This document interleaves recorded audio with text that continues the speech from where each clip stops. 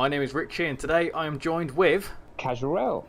And today we are going to be doing a Tees Valley Line run because we're celebrating 200 years of railways. We are indeed. So Tees Valley Line obviously is on the Stockton to Darlington Railway, which, as you say, is celebrating a very special birthday. Yeah, and I thought we'd do this route because we've both kind of got like a special correlation with this route, certain parts of it anyway. So I thought as we go through the route, we can tell you a couple of stories and also tell you about why we like the railway so much. Absolutely, yeah, we love a story time when either of us are streaming. It Yeah. sort of passes the time by quite well, doesn't it? Yeah, it does. So we're going to be doing an hour-long run from here at Saltburn across to Darlington, because if you didn't know, the railway started here, not at Saltburn. Is it Darlington? Is it through to Stockton? Something like that. Yeah, the Stockton and Darlington Railway actually started, like, not in Darlington, but it went through Darlington to Stockton. Nice one. So yeah, it's kind of just a nice little nod to Railway 200, and also we can tell you a couple of stories along the way. So are you ready to jump into it? I certainly am. Let's do it. Right then, so we're here at Saltburn, we're loading up the passengers and we're in a Class 31. This is something I've never driven before, but these are your favourites, aren't they? Yeah, they're definitely up there. This and the Class 20, and obviously it's been in the game a long time really. But yeah, I think it's a great loco. It sounds amazing, as you'll hear when we get going. Yeah, we've got a little bit of experience with the 31s, haven't we? Because we saw them at GCR. We'll go into that. We did, didn't we? Yeah. We'll go into that. I need help setting up the 31 because I don't know what I'm doing. So shut up. I've never driven this before, so I've the same as any other diesel loco. I've got a master key switch, a reverser. That's done a thing. Oh, it's given me a reward for using the reverser, so I'm happy about that. And it's also coupled up to a 101 as well, which is quite cool. So I didn't actually know about these services until you told me about them. Yeah, they're pretty cool. The 101. Oh, I've just fell off the platform. Can we go yet? By the way. Yeah, I'm late because I was messing about in the 101. Well, I'll let you do that, and then let me know when you're ready to go, and I'll start going. Shut the cab door. Right, yeah, go when you're ready. Right, I'm ready to go. Right, I'm going to full beans it now, a bit of thrash. So let's have a listen to this. Let's go. How do you do? How many notches of throttle has it got? I'm not sure actually. It's got a fair. I've done it full, so I'm guessing it's got 5 notches of throttle.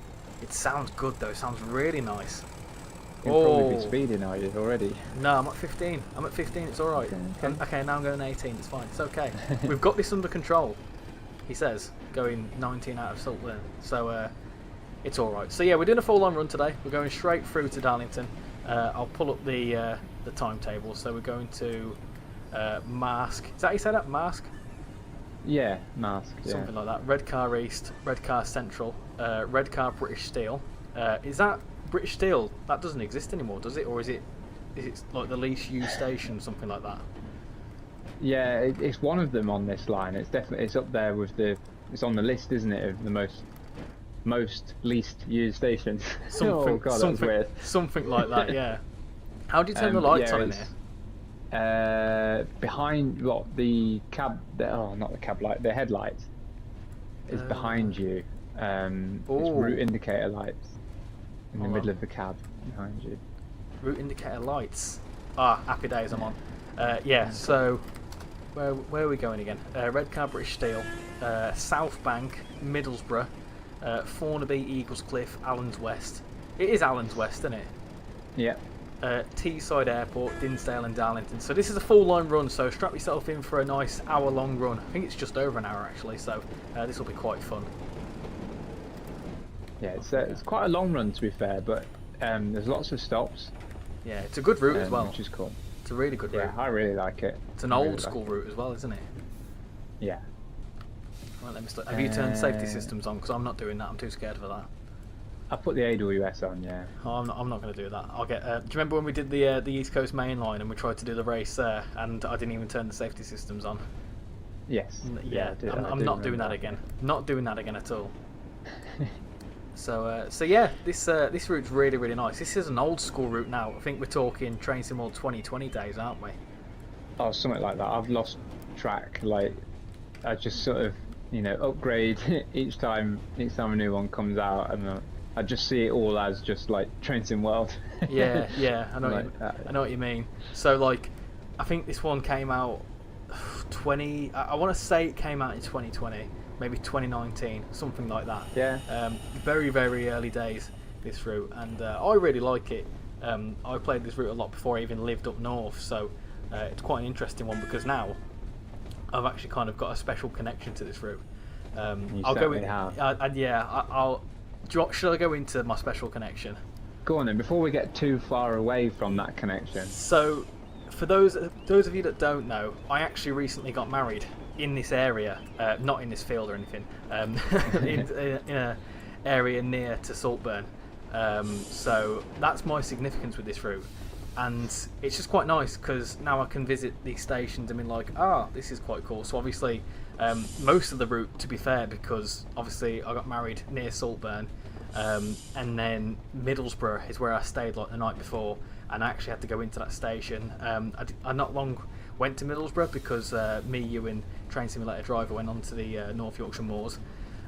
So I've got like a few different correlations. I've got a lot of recent memories from this route, so it's one of the reasons why I like this route now as well, because I've driven, like for example now as we go into Marsk Station, I actually had to drive around Marsk when we first went to like visit Saltburn to see certain things around the area.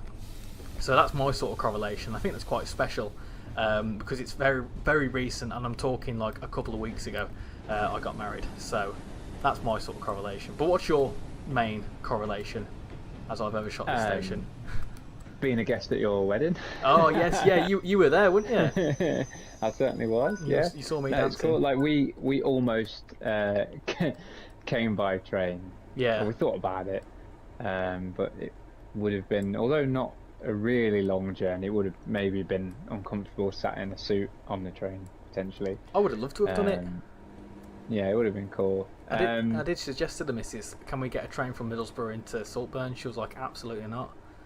Yeah, no, I can't see her enjoying that. Same with mine. I'm not sitting on the train for that long in my dress. Okay. Yeah. Never mind.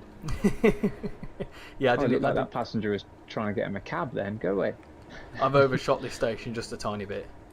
Oh. Just. I mean, to be fair, I'm in the station. I'm fully in the station, but the stop marker was in like the middle of the station. So, yeah. I think that kind of counts. It didn't fail the objective, so I'm happy about that. I've not sorted. Yeah, we'll take that. I'll tell you what, we've got a minute. I'm going to very quickly run to the back of the 101 and kind of nick your idea, because you've set the destination board up, haven't you?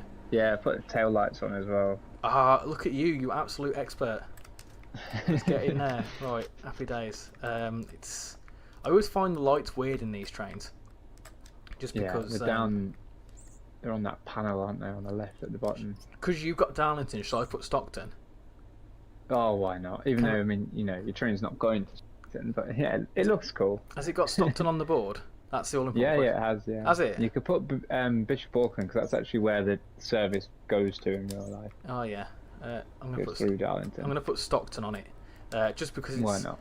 Just why not? Because it's not going to Stockton, but it's one of them where we're celebrating Railway 200 and that railway, so one of us has got to have, Stockton or a reference to Stockton.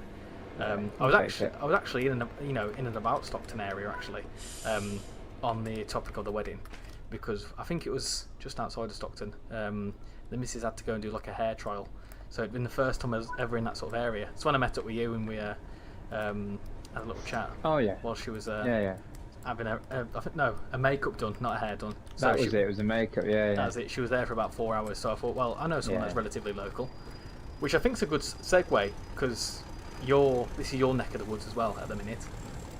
Yeah, it is. Yeah. I'm in the County Durham area, so yeah, this line travels through that.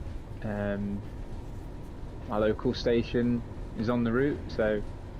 Yeah, it's nice to sort of see it in game. Obviously, it looks very different these days because it's changed a lot. Like the route's changed, the scenery's changed a lot. But I prefer like the 1980s anyway, as you know. So yeah, it's cool to. Oh, there's a broken light I could fix. Is this a? Oh no. Are you moving? You're slightly ahead of me. Am I? I think so. Yeah. I've only just clocked there's another little station here. What's this one? Yeah. Mask East. Longbeck. There you go, Longbeck. Yeah. Cool little station here. It's mad because when I came through Longbeck, there's been like loads of like changes around that sort of area. Yeah. Oh, there's new build houses. Yeah. All along the left-hand side of the railway here. Yeah. That's what I'm saying. So like when I came through here, it was a lot more built up. Yeah, very much so. I do like these older era routes though. Like the other one as well, I've got a bit of a correlation with is Northern Transpennine because obviously when I moved up north from Birmingham, I lived in the sort of Huddersfield, Dewsbury area. So, I was able. I mean, that line's not changed one bit because they still use coal for electrical power. So it's a bit. It looks dated because in real life it does look a bit dated. But they're doing the whole Transpennine route upgrade now. So eventually it'll look quite nice. But you say that about that area, but we saw some things, didn't we, going through Middlesbrough? Been on the North Yorkshire moors for the day. I won't talk about what we saw, but it was carnage. I sort of said to Paul, obviously train simulator driver, as you all know, from Australia. So it was really cool you've met him before, haven't you? Yeah. First time I've met him. Yeah. And I just said to Paul, welcome to England. Yeah, this is what we can expect. Yeah. Chaos. Dear me. Yeah, it was chaos. It was funny though. It was funny. Dear me. Oh, I'm going a bit faster. Yeah, I've just started focusing a little bit here because I'm going to overshoot this one. Oh dear. We always do this, don't we? Oh dear. The 31's not got the best brakes. Oh no, we don't look at that. Objective failure. We didn't want to stop there anyway. It's fine. It's okay. Yeah, I think I may have done the same. That's Too fine. busy waffling. Too busy waffling, talking about North Yorkshire moors and trains and objective memories. failure. Oh. Fun little And we're facts. supposed to be ambassadors. Yeah, but we're allowed to make 1 or 2 mistakes, or 5 or 10. In my case, about 20. I've done this route a lot, and I often miss that station. It's fine. So we're a semi-express. It's okay. It's fine. Yeah, we'll pretend it was one of them request to stop stations, and no one wanted to get on. We couldn't hear the request because we're not in the 101. Yeah, exactly. That's exactly. it. The guard didn't tell us either. So, yeah. That's it. Yeah. Anyway. A fun little fact about Redcar. I found something that really made me chuckle the other day when I was at the wedding. Someone turned up to the wedding in a taxi, which was like a Redcar taxi, and their taxi brand is called Redcars. And I tell you what, it sounds so stupid, but it proper made me chuckle because haha, Redcars, I get that. Was the car red? Yeah, it was. It was actually red as well. Yeah, it was actually red. Yeah. Oh, it was a red car from You'd Redcar. be disappointed if it was yellow, wouldn't you? Yeah. No, it made me chuckle. It was just like an actual red car. Yeah, it said Redcars on it, and I was like, oh, it's funny because we're in the area of Redcar. Really silly fun fact, but it made me chuckle. Right, talking of which, we need to slow down quite a lot. This station's changed quite a lot, actually, hasn't it? I've never been through it, actually. Have you not? From what I've seen, no. I think this has changed quite a bit. This wall isn't there anymore. I'm not too sure though. I think they've definitely got rid of something. I've only been for fish and chips in Redcar, so. Fish and chips. Don't get me started. That was a good fish and chips we had at North Yorkshire Moors, I tell you. Oh, it was actually. It was a good idea of mine, wasn't it? That. Yeah. Oh, yeah. I'll take all the credit. It was my idea. Okay. I'm sure it was. Or at least that. No, maybe. No, at least maybe like that shop because I knew it was closed. I'm pretty sure it was Paul's idea. Oh right. Okay. I think he said something about it. All right. Well, I picked the shop that we got it from. Okay. I'll let you off then. I just tagged along. I knew they'd have stuff ready, and it was like super close to the station. Yeah, we had like a 15-minute turnaround, didn't we? Yeah. I don't know how on earth we did that. And then got on the train. It's absolutely rammed.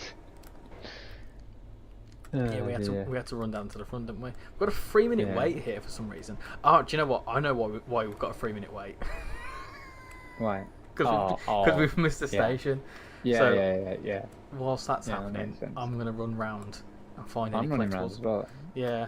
I think I've got them all already in this station. So PIS boards work on this route, which is quite cool. Yeah, they're cool, aren't they? I really like the old school of PIS. It's quite cool, Yeah, to be cool. fair. It confused me because the one on Northern TransPennine isn't like it's not like live PIS. It's like this list sort of thing.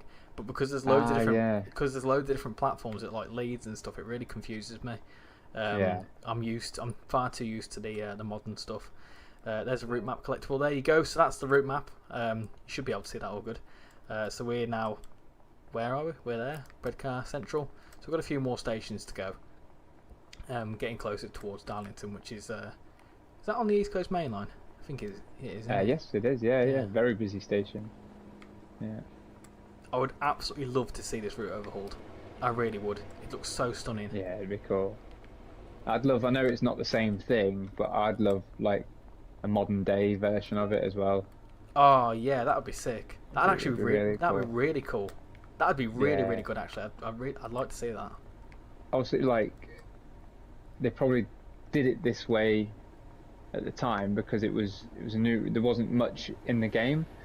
So obviously, like Darlington, you've got all sorts of stock going past.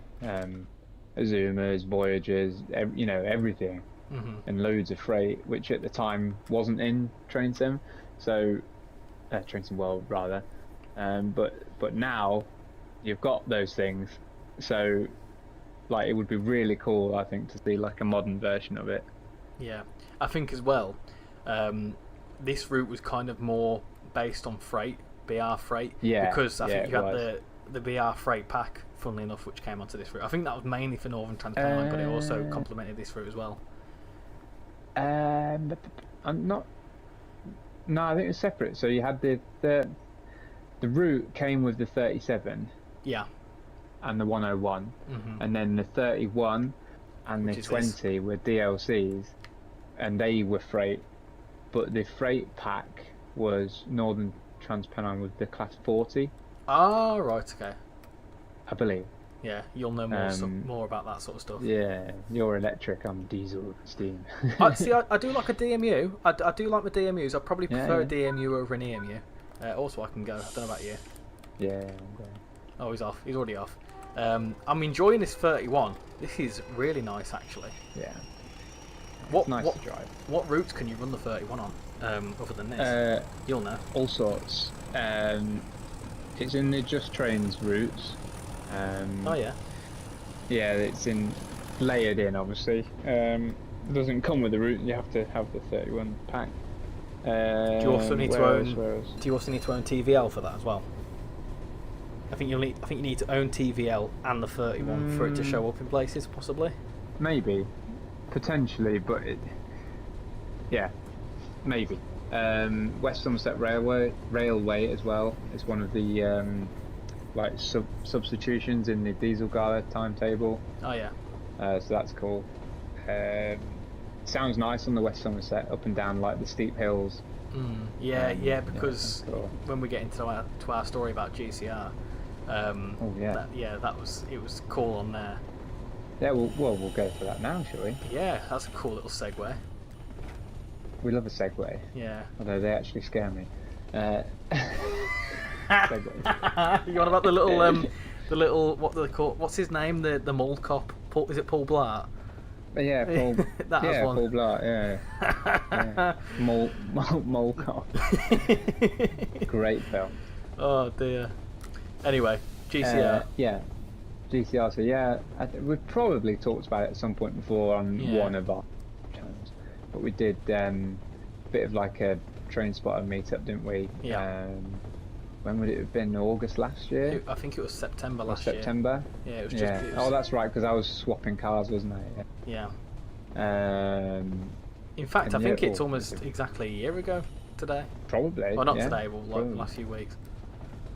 And our traction for the day was there was a British Railways Standard 2 steam train, which you went into the cab of, didn't you? I did, Had a photo. That was good. And then it was a 31, wasn't it?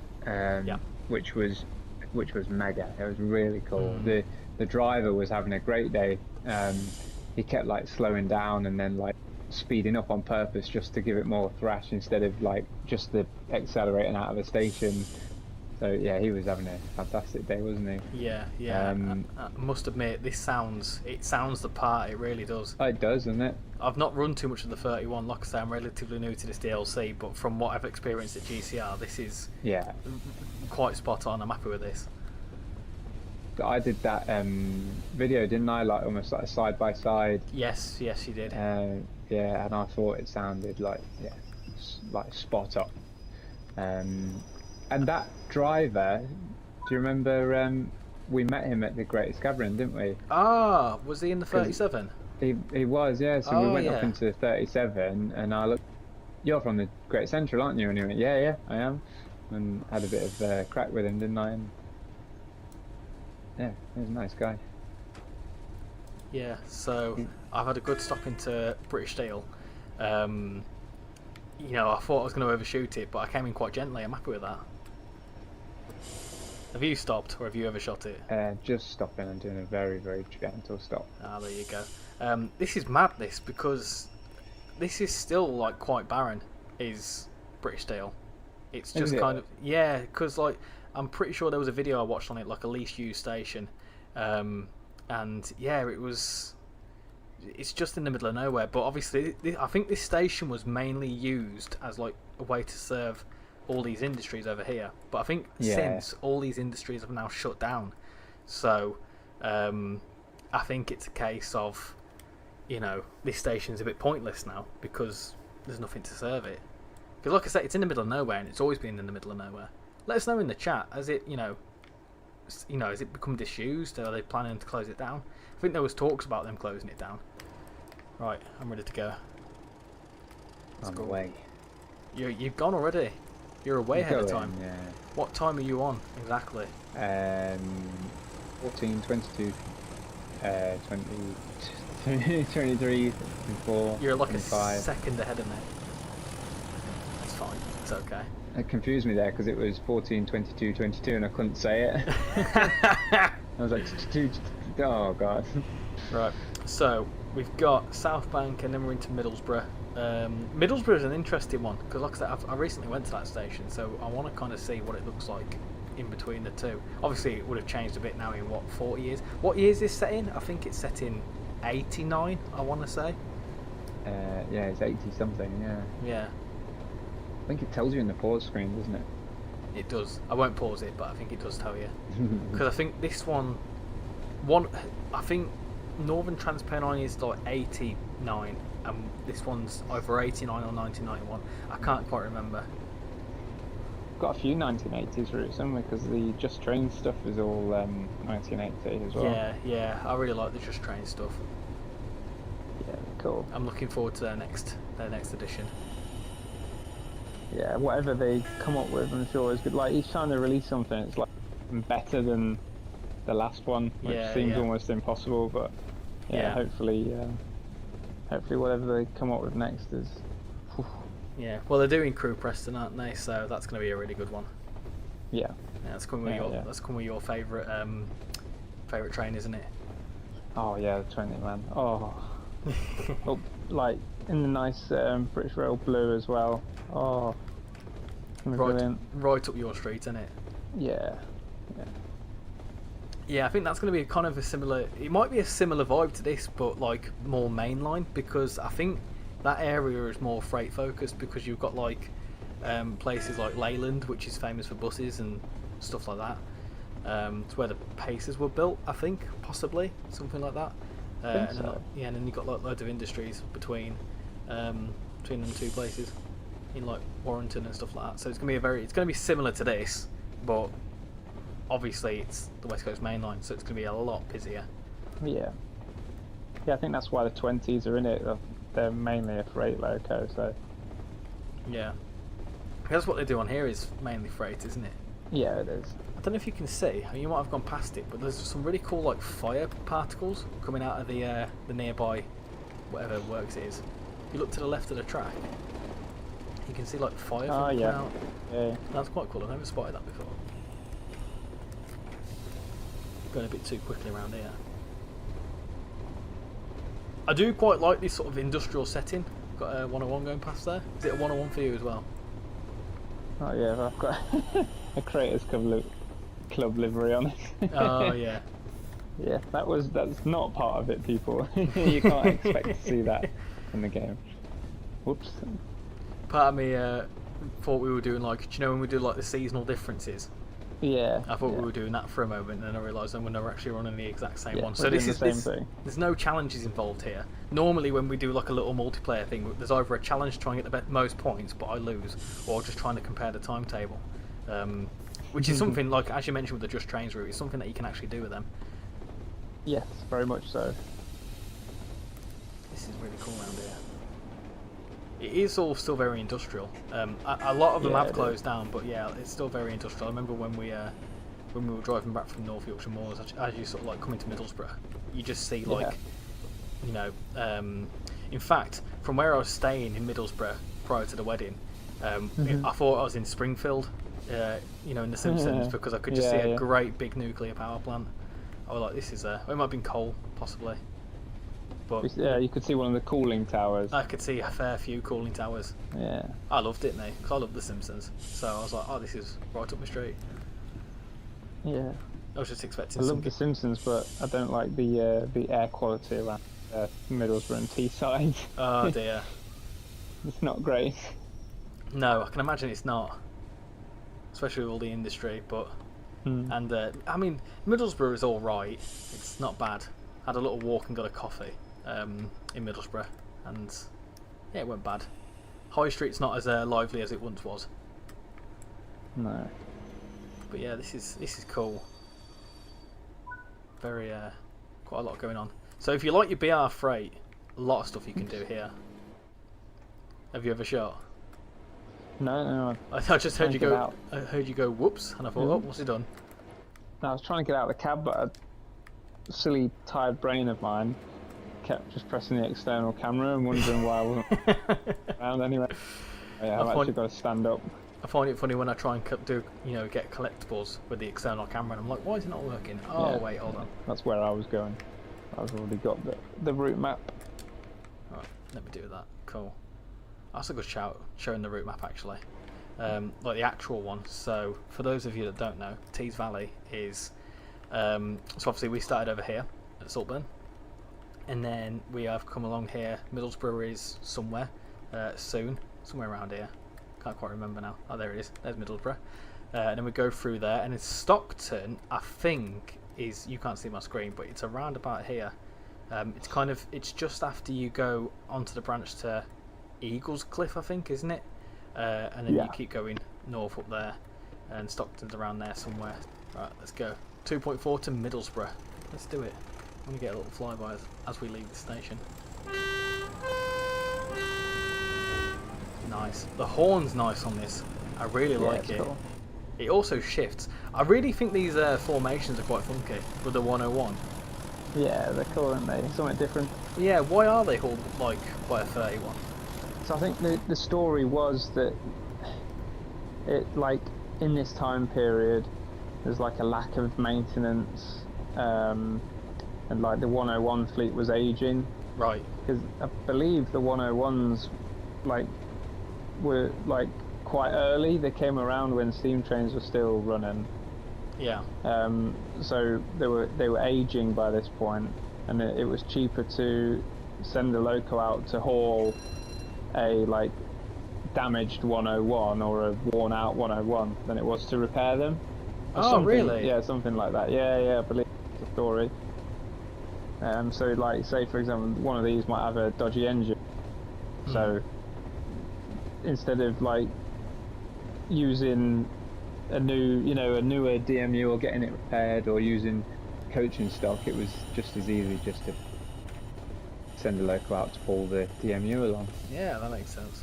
That's quite interesting. So obviously, although the 101s are in tip-top condition in this route, it's quite cool that like these have been represented. Because like when you told me about the services, I thought surely, I was like, why? Because they've got their own power, but that makes sense. Yeah. It's a bit similar to like very, very random example, but so do you know Transpennine Express have got their They're called like the Nova 2s or something like that. They don't run them anymore. I'm not too familiar with them, but they don't run them anymore. But basically, they were the Novas were like quite problematic, and instead of like say fixing them, they took out Class 68s. I think they were Transplant Express Class 68s, and they used to couple them up together. They're now gone. So, but I think because the Nova, I think it might be like a Nova 3 or something like that. They are EMUs, but they were having issues. So, well, they might have been. I think they might have been bi-mode. Someone will be able to tell me if I'm right or wrong. But I've often seen that they coupled them up to 68s to make them, work essentially. So I can kind of see they still kind of do that nowadays. It's a bit like a ROG move, isn't it? Yeah. In a sense. In a sense. Right. Coming into Middlesbrough. So, as I was mentioning, bit of a significance with this station because I've been here twice in like the space of a month. Oh yeah. I need to focus on slowing down as well. It's 25 into Middlesbrough. My goodness. Yeah, it's slow, isn't it? Slow right down. So the junction on the left. Yeah. Don't know if you've gone past it yet. So that's think. The Esqually line. So that would go to Whitby. Ah, nice. Which is cool. I tried to drive because there's a little bit of it on the map, just a tiny bit. I sent myself down there in a YouTube video, and service failed. I was like, oh, damn it! This has seen a fair few changes actually. So, actually no, this is quite cool. This looks very familiar to what I've experienced. Yeah, the layout's the same, I think, isn't it? Yeah, 100%. But I was trying to find where like the main concourse would be, and it's obviously that like greyed out wall there, because I remember waiting there for my 185 back to Leeds. So let me slow down. It's a good stop now after that. Yeah, nice. Wonder if like the externals are similar to what I remember as well. Let's have a little look. I'll wait for you to get in first actually, but yeah, from what I remember, there was like a car park, and then there was like a geezer being funny around a gate, and kept closing the gate, which was quite funny.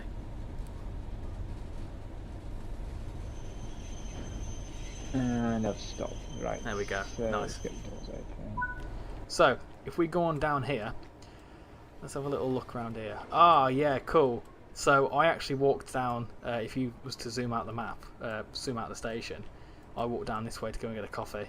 And then walked up this way. This building's no longer here, so they got rid of that. But yeah, this is a little forecourt, and there's like a little gate and stuff down there. Cool. It looks really good. I like it. And then also this greyed out little thing down here is where the main concourse is, which I do remember going into. And you've also got a couple of stairs as well. Nice. Happy days. Right. Are you ready to get going again?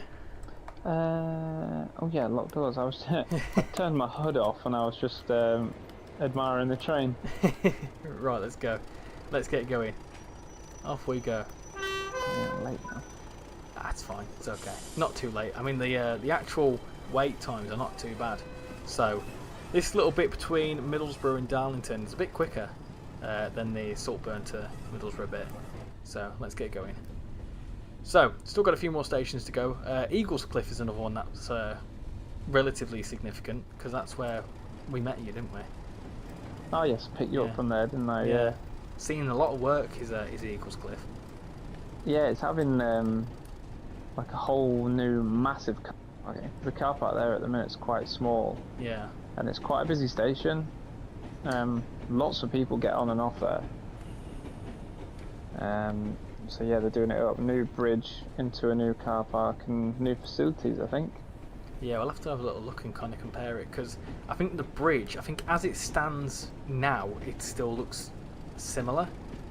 But yeah, once the it's old done, bridge is still in there. Yeah. Once it's done, it'll look completely different. Yeah. Yeah, Eagles Cliff's a couple of stations away. Teesside Airport's an interesting one. What a random station that is. Yeah, not many people use that either, actually, because it's not very close to the terminal. It's not even that big of an airport, is it? It's bigger than you think. It does have international flights. Really? Yeah, No I way. believe a certain trending song Oh, right. Okay. about holidays flying in and out of there. Oh, let me guess. Is it plane free? Something like Oh, that. it's gone straight over my head. That. Oh, right, yes. Yeah. Sorry. Yeah. Right. Yeah. Okay. Yeah. Does nothing beat it? Nothing beats it. Nothing beats it. Apparently. Okay. So. And you've got to make sure you're holding my hand. Oh yeah. Oh yeah. There you go. Yeah, we're on the right page. I actually go on one of them flights in a few weeks. In fact, you do, I don't think you? in like a week's time. I'm well You do? excited. I can't wait. Honeymoon to a nice sunny country. Honeymoon. Yeah. Will you be eating honey or not? I like honey. Probably. Why it's called a honeymoon? I don't know. That's a good one. Why is it called? There's one. Does anyone know? There's Does anyone know why a honeymoon is called a honeymoon? I hope it's nothing rude. It's nothing rude. This is a family stream. Oh dear. No, I hope I've think not opened a proverbial can of worms. Can of worms. No, I think it might be something to do with maybe honey's like fresh or something like that. I don't know. And it's like a fresh start of like your married life. I don't know. That's a really interesting one. I don't know. I might Google it. I wish I was coming as well. What on my honeymoon? Yeah. I mean, you can try fit in a suitcase if you want. Do you weigh less than 22 kilograms? Probably. The doctor does say I'm severely underweight. The doctor's words were, "You can eat the things I tell people not to eat." Oh dear. Well, okay.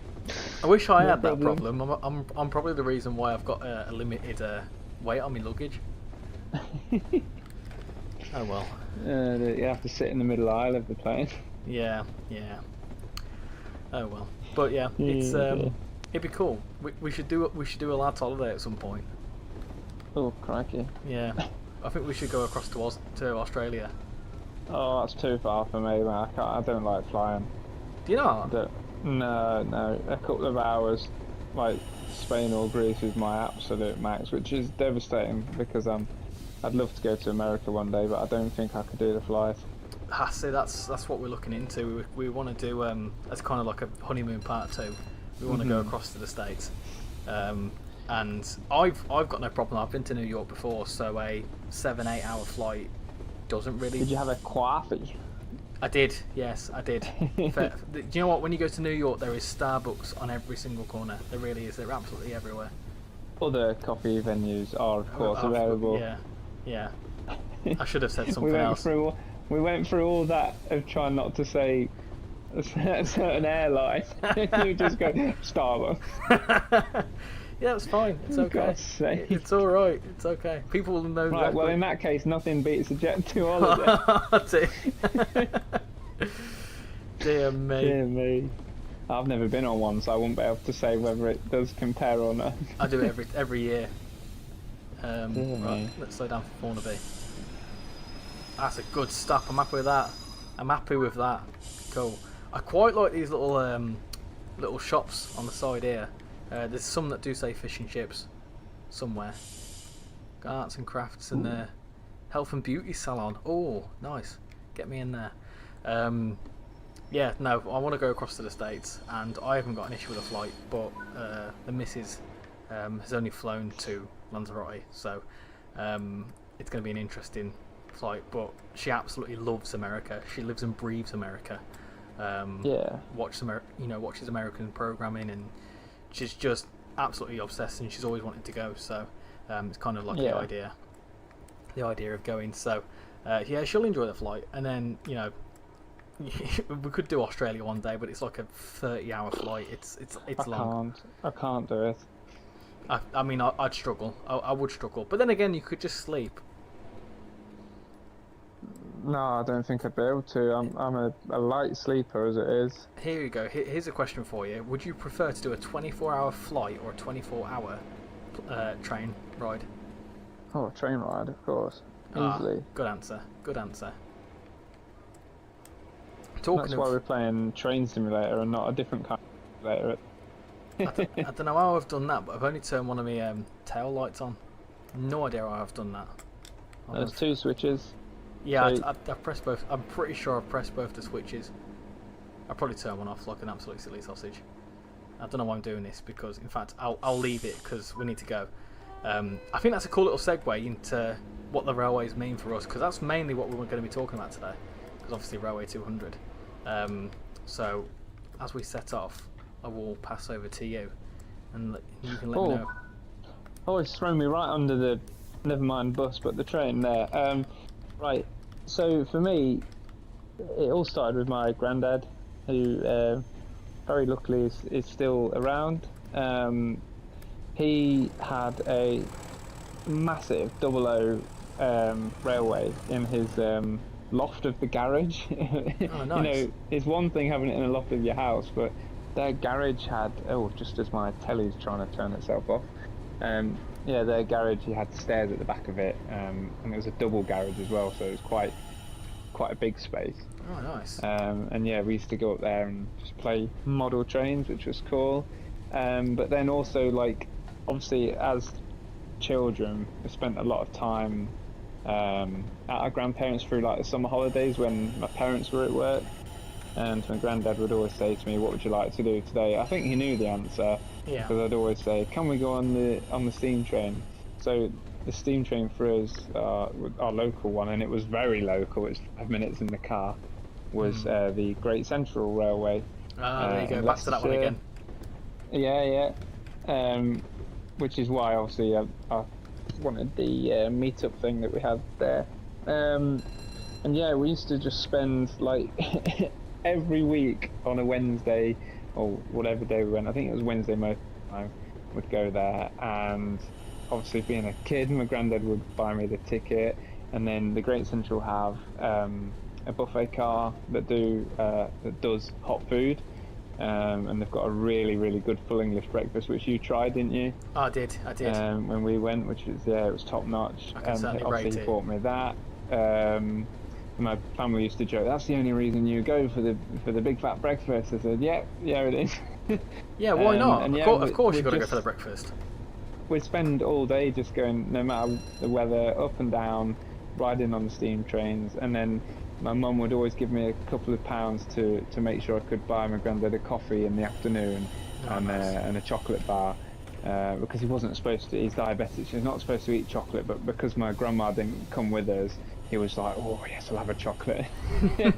And then it used to send him to sleep. So it was just really nice, nice happy memories. Wonderful. And obviously from there it's stemmed into just madness, train madness everywhere I go. Yeah. No, that's really nice. So I like that story. Yeah. The floor is yours.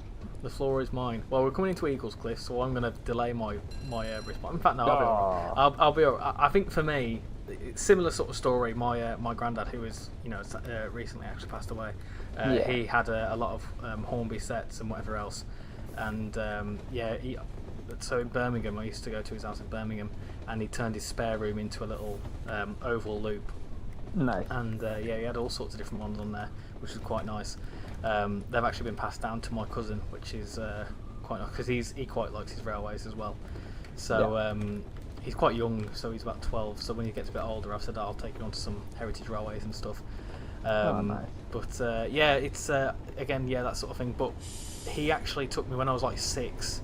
Him and my nan actually took me to National Railway Museum in York for the first time. And it's quite funny because that was the only time I went as a child. The last time I only started going to the National Railway Museum more frequently when I actually moved into Yorkshire. So I'd not been there for like almost 15 years. I went again in like 2021 or something like that.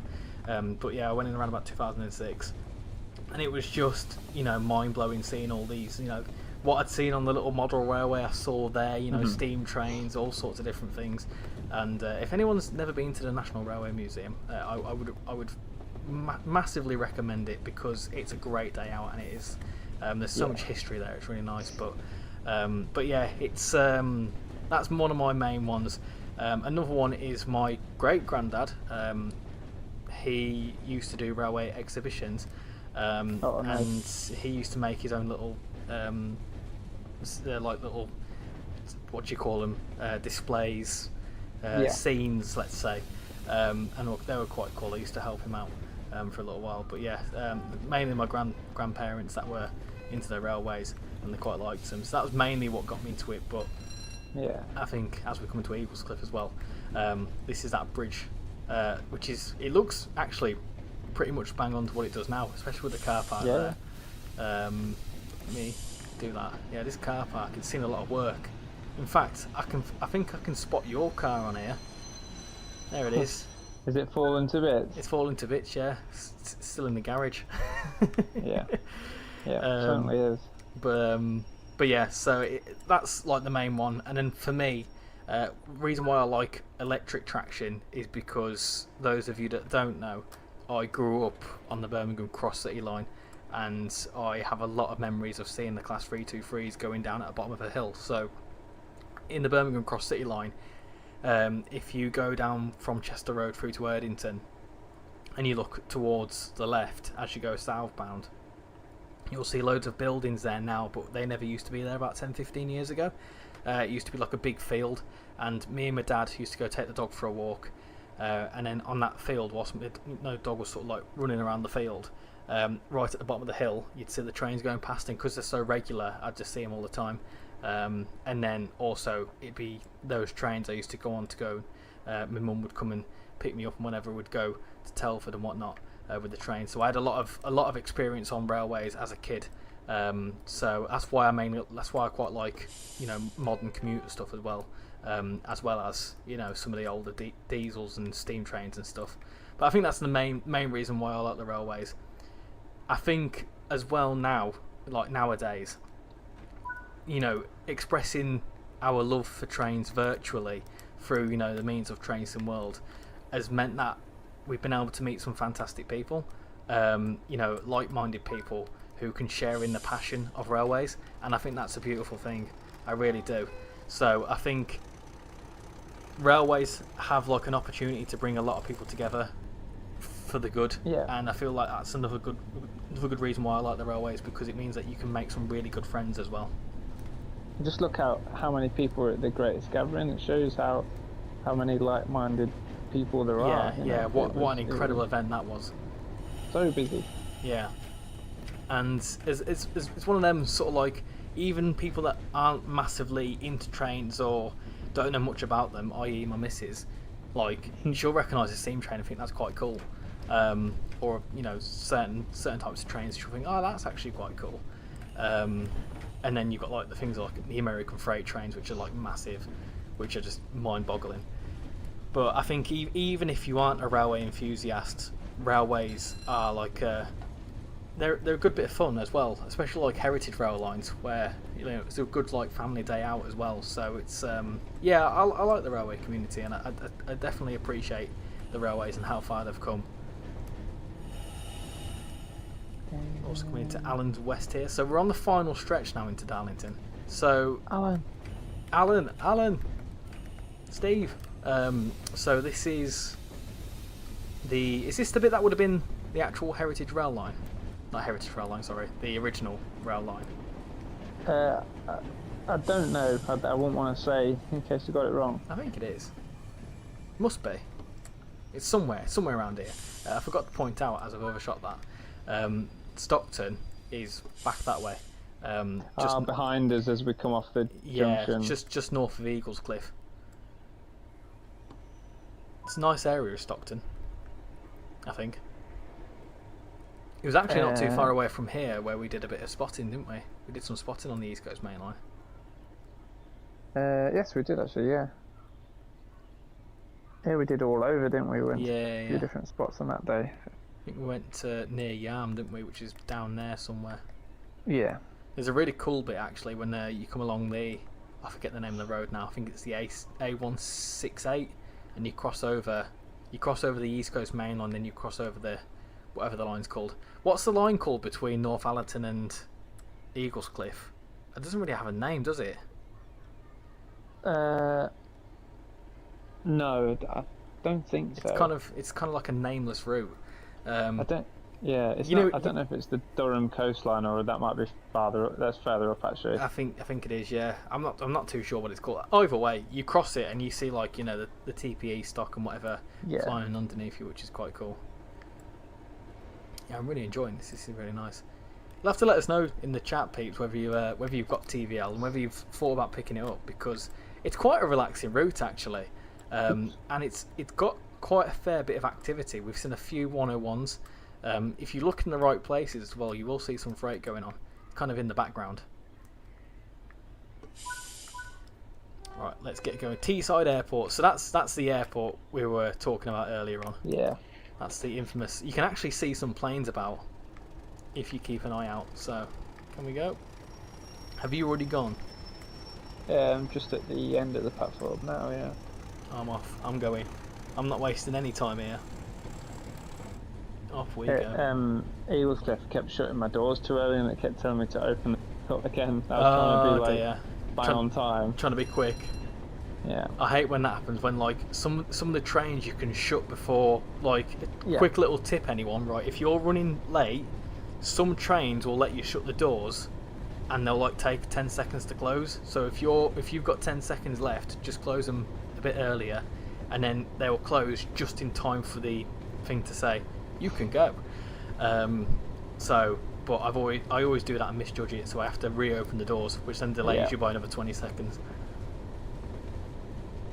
I'm hoping we see a plane or something about, because it's quite cool, because they're like little prop aeroplanes, aren't they? They're not massive ones. Yeah, this time, yeah, they would have been. But yeah, so now they get proper flights in and out of here. That's awesome. I didn't realise it was such a significant airport. But then again, I only found out the other day that Newcastle has an airport. Yeah, yeah. And then I was again, that does like major international flights as well. Well, when I looked into it, it's actually quite a big airport. Yeah, I was quite surprised by that. I don't know why, but and then you got Leeds Bradford. That's a fair sized airport. Yeah, we're in there, Leeds Bradford. No. No, I wouldn't advise. No, yeah. The less said. I think the fanciest airport I've ever been to is Heathrow. What an airport! I can't remember where I've been to and not been to. When's the last time you had a The roll? last holiday was out of Birmingham. Oh, really? Yeah, when we went to Corfu, we went from. Ah. See, funnily enough, I've not actually been to Birmingham Airport. It's alright actually. It was really very, very, very quick getting through security. I've only flown from Leeds, Bradford, Manchester. I say only. I've flown from Leeds, Bradford, Manchester and Heathrow, but never from Birmingham. Which is quite interesting. Done East Midlands a couple of times because we used to live like about half an hour away from it. So. Yeah. East Mids is alright from what I've heard. I've not actually been to it. It's quite close to the cooling towers, isn't it? Yeah, reasonably. You know, it's actually like sort of in a strange like no man's land sort of area. I suppose it would have to be, wouldn't it, with it being an airport? Yeah, but no, I mean like in terms of like it's Leicestershire but not Leicestershire. It's Derbyshire but not Derbyshire. Oh, it's like on the border. It's like it is. Yeah, it's got like I don't know which way round it is, but it's got postcode for one county, but like it's like not that county. Yeah, it's weird. Ah, I never Really knew weird. that. Never knew that. Right, Teesside. I might miss a station here. Do you know what? I've been alright these last few stops. Oh, come on. I'm learning the brakes. He says. Oh no. Oh, I've actually stopped like bang on the stop marker. I thought I was going to miss it. Oh dear. Do you know how I said I've learnt the brakes? Oh no. How have I done that? Not, I mean, yeah. the 101's in the platform. In fact, the Okay. 101 is exactly in the platform. That's the that's bit. alright. Yeah, that's fine. That's okay. Sometimes local hauled stuff stops outside the platforms. It's absolutely fine. So where is the air? Ah, it's there. Ah, okay. Nice. So there's the airport. Oh yeah, I can see the planes. Yeah, nice. I think you do see sometimes them flying about there. I'm not too sure where. Really? Yeah, I'm pretty sure I've seen one flying about somewhere. Oh yeah, just seen a little. Yeah, there's a little going across the station for me now. Where? I can't see Oh, it. it's to the left. To the A left. red one. Ah, yeah. Oh, nice. Look at that. Oh, brilliant. To the left, to the left. Ah, sick. There you go. See, I knew you could see some. That's really cool, actually. I like that. I knew you could see him somewhere. I've driven along this road a few times. It's like alongside the station. Oh, yeah. Yeah, it looks so cool because it's northern stock now, obviously, on this route. I think Yeah. tend to be 156s, I think. I think you'd see some TPE stock along here as well. Yes, yeah, you would, yeah. But obviously the northern stuff does the service we're doing. Right. But yeah, so obviously when you're down at road height, the trains look massive, absolutely massive. Oh, whoa, freight train. Oh, yeah. Oh, cool. Wow, that's flying along. Yeah, look at that. Brilliant. That's been hauled by a 31 as well. There's another plane there as well. There's two of them going around. Then, because I heard like thrash and I thought, am I going? Like, I shouldn't be going. I've just clocked. There's two sort of airplanes doing. They must be doing something like air show or something like that. Nice, cool. Right. Anyway, next stop is Dinsdale. Awesome. We're almost there. We're almost at Darlington. Strange name, isn't it? Dinsdale. Dinsdale. Yeah, it's quite a quaint little station as well. I quite like that station. We'll go up to 60. There's an also like a really awkward bit where it goes down to like 45 for a second, isn't it? Yeah. On the 101 was really cool. Like, I love the wind with the sliding bit at the top. Yeah, I like the 101s. I didn't like him at first. When I first played him, I didn't like him. I couldn't get my head around it. Yeah, I couldn't drive him, which is sort of why I suggested a 31 hauled service here. Yeah, because in fact, yeah, you make a good point there because these are actually a lot easier to drive because like the 101 you have to mess around with the gears. But yeah, when I first played the 101, I couldn't get my head around it. And then I watched the preview brakes stream. that get me. Yeah. I'm alright with the gears, at the brakes are I very forgot about difficult that. to use. I don't like the lap brakes. I'm no good with lap brakes. No. If anyone knows me, knows I don't like lap brakes. Especially the LP46s on the Morristown line. I'm not very good at them. Right, let's slow down to 30.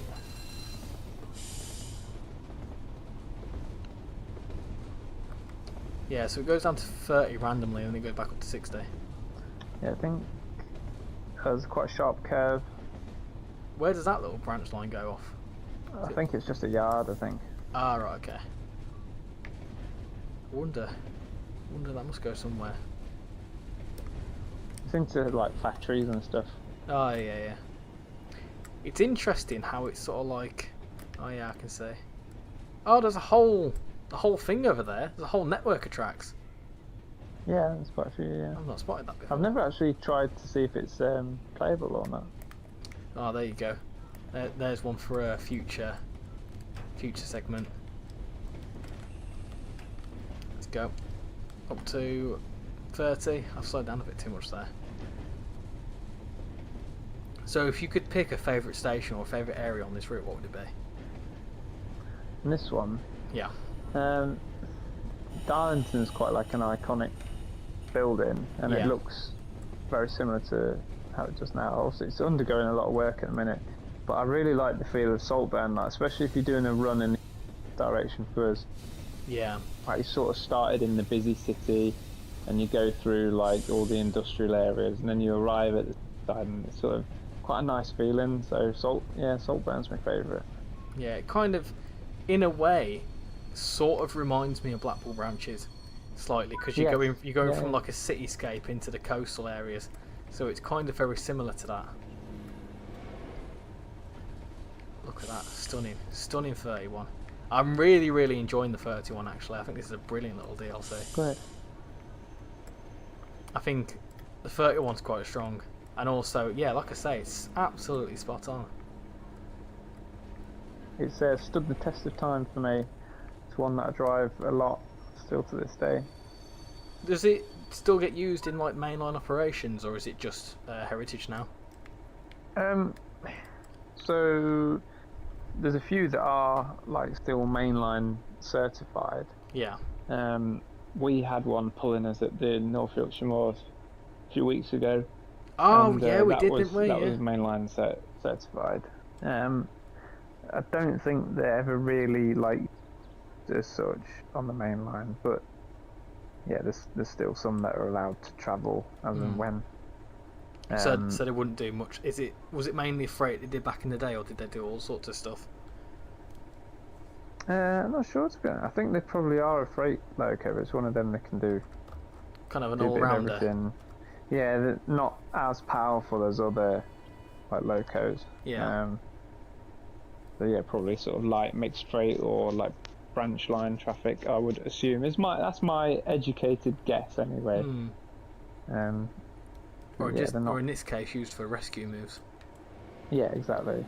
Yeah, they're stunning. Really nice. Does anyone have any fun facts about the 31? Because it'd be cool to find out more information about these. They look. I really like the windows on them. The windows are really cool. Yeah, I like them. Yeah. It looks kind of like aggressive, aggressive at the front, doesn't it? Yeah, I like it. Right, let's get going to our next and final calling point of Darlington, which is the East Coast Main Line. Let's go. Full thrash.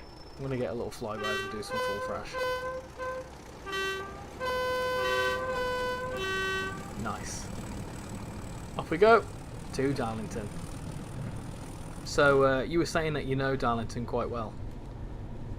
Yeah, I live fairly close to Darlington, to be honest. I'd say it's my closest like mainline station. Yeah. So yeah, I've used it quite a lot. Yeah, it's very busy, very busy. Yeah. As soon as like one service rolls out, another one rolls in. So yeah, it's very busy, which is why they're doing all that work. I think they're making new platforms and everything. So.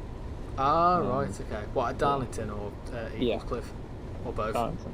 Right, got you. No, Eagles Cliff I think is just having the two. And yeah, Darlington I believe they're adding more platforms, because at the minute everything that's stopping, everything goes through the station. And it's quite slow. It has to sort of come off the main line and in the station and back out, so yeah, they're changing how it all works. Yeah, because these services that we're hauling now would realistically, where would they go? Bishop Auckland? Bishop Auckland, like yeah. Bishop Auckland. Yeah, so yeah, so it's kind of, yeah, like you say, it is quite a, because it looks pretty much exactly the same as what it does nowadays, doesn't it? Because all the structure of the building's all the same, and no, I've been through Darlington twice, I think. When I went up to Edinburgh, I went through, I think I went through it cross country, possibly. Yeah, I think something like that. I remember something like that anyway. But I only went through. I didn't stop there. I didn't get off or anything. But yeah, it does look, as it does in this. So I can imagine it's long overdue some upgrades. But yeah, I think as some final thoughts, I really enjoyed this, and it's good to sort of like talk about the railways, and it's also cool that in this you can actually go on part of the areas where the railways first started. Yeah, exactly. And mad to think it's been 200 years, but there's been loads of different events going on all year to celebrate 200 years of railways. So yeah, it's what's your favourite thing about the railways, peeps? Let us know in the chat. Is it have you got certain memories? Do you think trains are cool? Is there a certain train that's your favourite? Let us know. It's always cool to find out other people's interests about the railways. For us two, it's our grandparents or our sort of like childhood history is why we enjoy the railways. But yeah, let us know the whole reason why you like them. I think it's cool that we can do like this little celebration. And also do it where it all began. In fact, we're going to be ending this where it all began, which I think is quite a cool little nod. Exactly, yeah. That's it. And Darlington, so many trains and locomotives built in Darlington. So it's definitely like a major sort of historic hub for the railways. I'm going to put you on the spot now. Can you name at least 2 trains that were built in Darlington? Well, it's sort of cheating because it's quite recent. The Tornado was built in Darlington. Oh, was it? Yeah. Oh, I didn't know that. That's quite cool. And the steam train that pulled us at the Great Central. Yeah. One of the British Rail Standard 2s was built in Darlington as well. It's got a little plaque on the front that says built in Darlington. Ah, cool. But there's so many, and there's more built in Darlington. But yeah, lots and lots and lots. So, but there's 2 that I know that I've seen. Yeah, nice. So I believe this is us coming onto the East Coast Main Line now, isn't it? Yeah. Yeah, nice. Yeah. It's a very busy station around here, actually, isn't it? Yeah, it is, man. You get a very brief 125 mile an hour section as you come on. Yeah. Oh, cool. Do you reckon these could go to 125? Probably downhill. For a long Max time. Speed 90 apparently. Where did it say that? Oh yeah. I see it. 90 is pretty quick. We should push this down the Licky incline, see how quick it goes. Yeah. Can imagine it can shift. Yeah, I think has this been since the 80s? Has this been extended? Like, has the station been expanded slightly, or is this exactly how it looks like? I believe that the length of it is like this, and then the new sort of areas going to the right of this station building. Oh yeah. You can see there's plenty of room for them to expand it. Yeah, exactly. Because when I came into the station, I came in here. In fact, I came into this platform. As you was going northbound, so I didn't really see much around it. I just saw as you go in, and the internals look as they should do. Yeah, they do, don't they? It's a cool station. It's quite I quite like the ambience of the station. Yeah, it's really cool. Right, let's first class lounge is nice. Oh yeah. I've never been into a first class lounge. Can't relate. Oh, I love a first class ticket. I'm a bit of a snob. I don't like sitting in. You like the breakfast on the trains, don't you? Yeah, I like free food and drink. Yeah, it's not really free because you pay for your ticket, but complimentary. Yeah. That's the word. Yeah. Right, let's have a gentle stop. Are you approaching? I am. Nice one. Let's slow right down there. Almost there. Can we make this the best stop? I hope so. I'm taking that. I'm happy with that. I'm very happy with that. So, there we go. That was a little run. Have you arrived into the station yet? I have. I've just popped my doors open. Excellent. There we go. Right. Shall we leave it there? I think we'd better because the train's going to leave us. Oh yeah, it'll leave us in the dust. It's going to disappear to wherever it's going next. But yeah, there you go. That was a little segment on the Tees Valley Line to celebrate 200 years of railways. Got any final thoughts?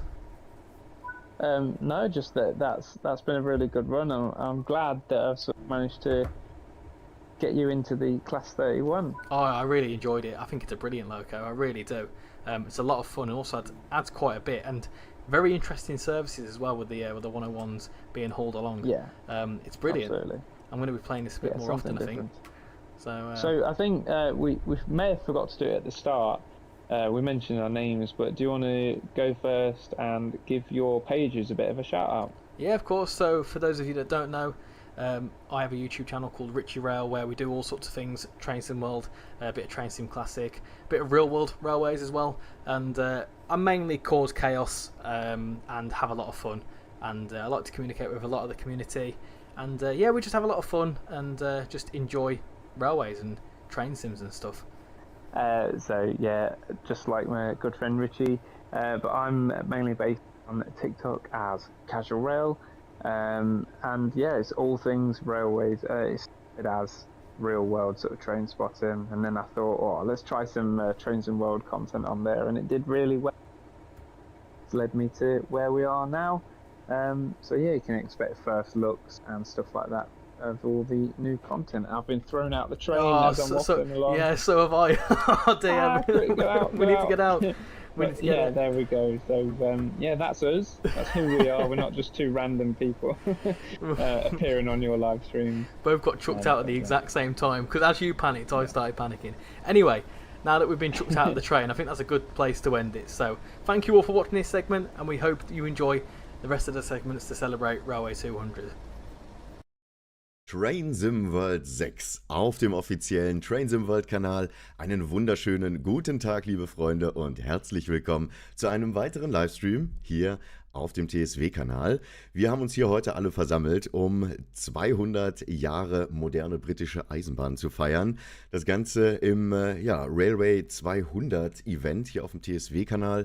Heute dann mal quasi ein deutscher Stream, weil mein Englisch einfach zu schlecht ist, um euch eine Stunde zu entertainen. Von daher eine big sorry an die English-speaking Audience. Aber ich glaube, wir werden trotzdem eine gute Zeit haben. Für die, die mich nicht kennen, mein Name ist Kai. Ich betreibe den Kanal Kai am Zocken. Ja, konzentriere mich nicht nur auf Train Sim World 5, sondern nehme auch gerne diverse andere ÖPNV-Simulationen mit auf den Kanal. Ab und zu haben wir mal ein paar Ausreißer. Im Großen und Ganzen würde ich sagen, ja, ich bin eher so der gemischte Let's Play-Kanal. Freue mich riesig, heute hier zu sein und auch hier den Kanal bespielen zu dürfen. An dieser Stelle auch nochmal vielen lieben Dank an Dovetail Games. Ich würde sagen, wir starten gleich rein. Und zwar fahren wir heute den Zugdienst S1 von Meißen-Triebischtal nach Bad Schandau rüber. Fahren Sie diesen Personenzug von Meißen-Triebischtal nach Dresden Hauptbahnhof.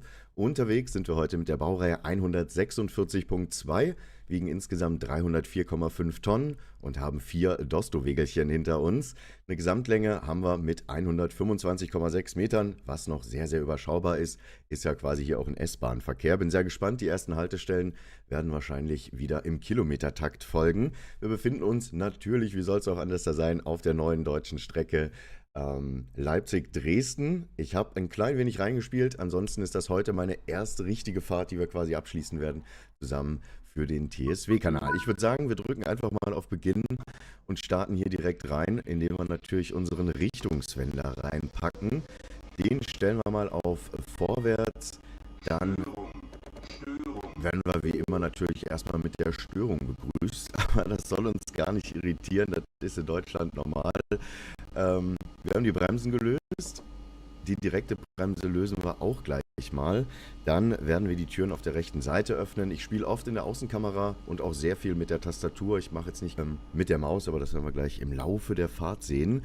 Zugbeleuchtung, die aktiv natürlich. Wir spielen eben heute mit der PZB, LZB und der SIFA, wobei ich glaube, auf dem Gleichfahren haben wir keine LZB. In Leipzig und Riesa, einen sehr langen LZB-Abschnitt, freue ich mich auch drauf, auf weitere Folgen auf meinem, wo es dann weitergehen wird mit Train Sim World 6. Ich bin sehr, sehr, sehr gehypt auf das Spiel. Spitzensignale lassen wir auf normal, Bremsen sind gelöst, wir nehmen natürlich noch unsere AFB mit rein.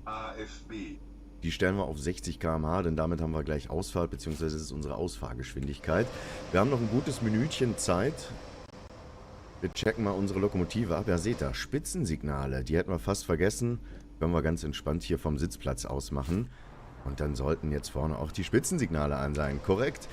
Ich fahre sehr, sehr, sehr gerne in der Außenansicht Train Sim World. Das habe ich schon im 5er sehr gerne getan. Der 5er war übrigens mein persönlicher erster Zugsimulator, den ich konsequent mit erwachsenem Spielstil quasi für mich entdeckt habe. Ich bin quasi erst sehr, sehr spät eingestiegen. TSW6 ist für mich dann persönlich tatsächlich der zweite Teil, den ich mir auf die Platte geholt habe und den wir auch gemeinsam auf dem Kanal wieder intensiv spielen werden. TSW 5 haben wir knapp über 500 Stunden, meine ich, verbracht. Von daher phänomenal. Ich denke, die Zeit mit TSW 6 wird genauso gut. Wir haben hier also die Dostos wieder im VVO-Design, also S-Bahn Dresden ist auf jeden Fall mit am Start. Ich hole mir mal noch kurz meine Kamera nach vorne an die Lokomotive, denn diese Perspektive finde ich einfach am schönsten. Ich mag nämlich tatsächlich so diesen Modellbahn-Touch. Für mich hat das alles dann so ein bisschen Eisenbahn-Feeling. Innenansicht geht auch, mache ich meistens im Tunnel oder wenn es dunkel ist. Aber größtenteils tatsächlich bin ich so ein Außenfahrer und damit echt so ein kleiner Exot, glaube ich, in der TSW-Community. Bremsen sind gelöst, wir schalten Leistung auf und wenn wir alles richtig gemacht haben, siehe da, geht unsere Reise los. Nächste Station. Zugbeeinflussung. Zugbeeinflussung. Zug S1 nach Bad Schandau. Wir wünschen Ihnen eine angenehme Reise. Nächste Station, Meißen Altstadt. Ausstieg in Fahrtrichtung links. So, und hier haben wir natürlich schon ein super geiles neues Highlight hier, was TSW6 uns mitliefert, nämlich die Onboard-Ansagen. Nicht nur Onboard, sondern auch an den Bahnhöfen. Es ist hier an den Bahnhöfen, die außerhalb sind, ein bisschen schwieriger, es zu erhaschen, dass man auch die Bahnhofsansagen hört. Gerade in den größeren Bahnhöfen wie Dresden, werden wir später hören, da geht es dann schon mehr zur Sache.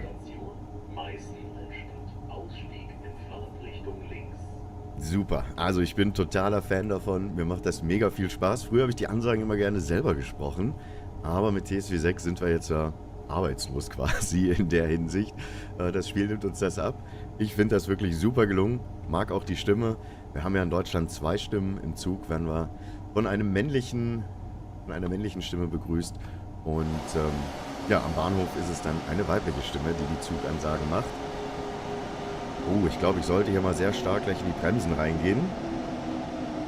Oh, das könnte schon... Oh. Das ging jetzt gerade noch mal so gut. Wir sollten uns allerdings mehr auf die Gleise konzentrieren. Dann passiert das nicht. Wobei, hier ist jetzt noch nichts angebrannt. Das ist eine knappe Kiste. Tür 1 ist aber auf jeden Fall noch entspannt am Bahnsteig. Geht hier Schlag auf Schlag. Wir können die Türen dann auch gleich schon wieder zumachen. 20 Sekunden Standzeit haben wir hier noch in der Altstadt. Und dann geht es für uns auch schon weiter. Ich glaube, direkt Richtung Meißen rein. Genau, dort werden wir um 10:20 Uhr erwartet. Ja, theoretisch haben wir 30 Sekunden Zeit. Ich glaube, es ist auch wieder nur 1 Kilometer bis rüber. Ich schließe mal die Türen. Bremsen lösen wir. Und dann schalten wir mal Leistung auf. Sehr schade finde ich zumindest noch, dass wir die Innenansagen nicht in der Außenkamera hören. Aber gut, damit bin ich eben auch ein Exot, mit der Außenkamera zu fahren die ganze Zeit. Ich wechsle aber gerne nochmal in die Innenansicht, denn da hören wir dann die Ansagen. Herzlich willkommen im Zug S1 nach Bad Schandau. Wir wünschen Ihnen eine angenehme Reise. Nächste Station Meißen. Ausstieg in Fahrtrichtung links. Super, ab nach Meißen, 700 Meter sind das noch, brauchen wir gar nicht so arg beschleunigen. Ansonsten rutschen wir gleich wieder durch und wir wollen ja heute bestmöglich den Stream fehlerfrei genießen. Wäre ja schon eine Sache, ne? Bei mir auf dem Kanal im Livestream gibt es dann als schon die ein oder andere Zwangsbremsung. Das bleibt aber nicht aus, denn ich bin wie gesagt kein Profi, was Eisenbahn betrifft. Und ja, zum Thema Railway 200 haben wir so ein bisschen quasi die Instruktion bekommen, dass wir über unsere Eisenbahngeschichte reden können, sollen, dürfen, wie auch immer man das formulieren möchte. Wie sind wir denn zur Eisenbahn gekommen und vor allen Dingen, was verbindet uns denn mit der Eisenbahn? Und da muss ich sagen, in letzter Zeit ist das wirklich ganz massiv Trains im World. Ja, da gibt es keinen anderen Berührungspunkt mit der Eisenbahn, den ich sonst hätte. Ich bin zwar leidenschaftlicher Modellbahnsammler im Maßstab Spur N, allerdings blieb das in letzter Zeit doch sehr auf der Strecke liegen. Denn seitdem ich Trains in World 5 für mich entdeckt habe, ist das für mich wirklich ein sehr, sehr guter Modelleisenbahnersatz geworden. Deswegen mag ich vielleicht auch so sehr diese Außenkamera, weil das einfach, ja, finde ich schon so ein bisschen das Gefühl von einer Modellbahn hat. Gerade mit der riesigen Streckenauswahl, mit den ganzen Fahrzeugen und auch hier schon wieder, man kann halt einfach die Loks von außen begutachten. Von innen ist das natürlich auch mal schön zu sehen, also quasi aus der Cockpit-Ansicht zu fahren. Ich finde aber echt diesen Modellbahn-Touch, der hat es mir echt angetan. Jetzt war ich ein bisschen zu voreilig gerade mit dem Beschleunigen. Sehr geehrte Reisende, herzlich willkommen im Zug S1 nach Bad Schandau. Wir wünschen Ihnen eine angenehme Reise. Nächste Station Neu-Sörnewitz. Ausstieg in Fahrtrichtung rechts. So, ab nach Neu-Sörnewitz. Dort werden wir erwartet um 10:25 Uhr, also gute 3 Minuten haben wir noch für 5 Kilometer. Ich glaube, wir sammeln gleich unsere ersten Minuten Verspätung. Aber das macht nichts. Passiert ja Gott sei Dank nichts. Krass wäre natürlich noch, wenn man Minuspunkte bekommen würde für Verspätungen. Ich bin auch sehr gespannt, ob wir gleich schon eins der neuen Feature hier in unserer Fahrt erleben werden. Nämlich unter anderem temporäre Geschwindigkeitsbeschränkungen als auch mögliche Fahrzeugausfälle. Es ist beides aktiviert. Und bei der 146 auf jeden Fall mit am Start. Was für mich gerade beim Spielen total ungewohnt ist, ist das 16:9 Format. Wir sind auf meinem Kanal überwiegend eigentlich immer im 21:9 Format unterwegs. Eine sehr, sehr geniale Geschichte, wie ich finde, denn man sieht doch noch mehr.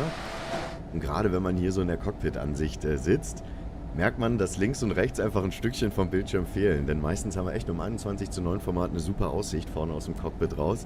Wir können nämlich meistens auch noch die komplette linke Fensterscheibe sehen. Da kommt dann quasi so richtiges Feeling auf. Dann sind wir mittendrin statt nur dabei. Sifa, wir leben natürlich auch noch. 3,6 Kilometer sind es noch bis Neusörnewitz. Das neue DLC gefällt mir wirklich super, super, super gut. Ich finde es landschaftlich sehr schön. Ich habe noch keine einzige Tour abgeschlossen. Das ist quasi echt heute Premiere. Ansonsten bin ich mal ein bisschen über die Strecke drüber gegurkt, aber habe jetzt keine sinnvolle Tour abgeschlossen, damit man quasi eine Medaille kriegt und Punkte.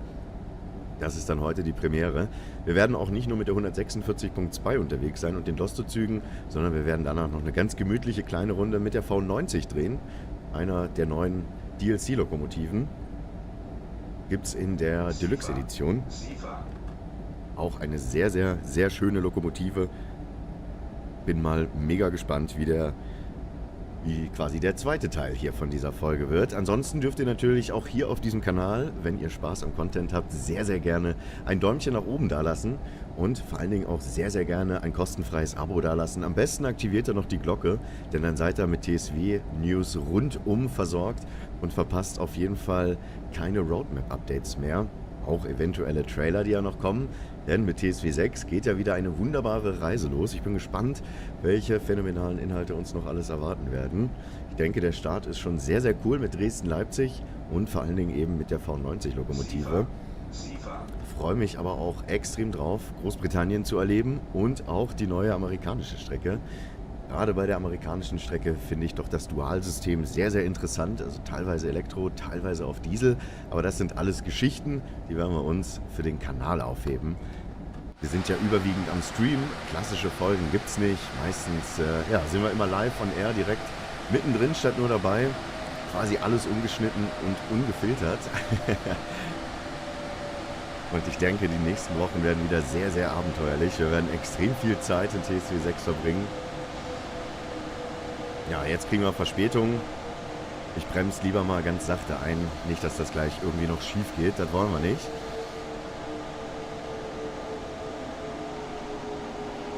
Man muss sich manchmal auch echt so ein bisschen eingrooven, bis man quasi wieder von Lok zu Lok das Bremsverhalten einstudiert hat. Heute wird hier ein bisschen ruppiger gebremst. Aber dafür kommen wir gut an in Neusörnewitz. Quasi eine Punktlandung hingelegt. Sehr schön. Türen rechts auf, 40 Sekunden Verspätung, also nach Deutsche Bahnmaßstab quasi noch super pünktlich. Jetzt haben wir im Hintergrund gerade ganz leise die Ansagen gehört. Ich denke aber mal, wir werden die am nächsten Bahnsteig noch ein bisschen besser mitkriegen.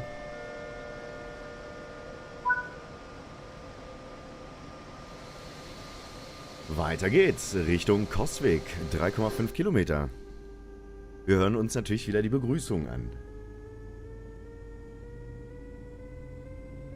Sehr geehrte Reisende, herzlich willkommen im Zug S1 nach Bad Schandau. Wir wünschen Ihnen eine angenehme Reise. Nächste Station, Coswig bei Dresden. Ausstieg in Fahrtrichtung rechts.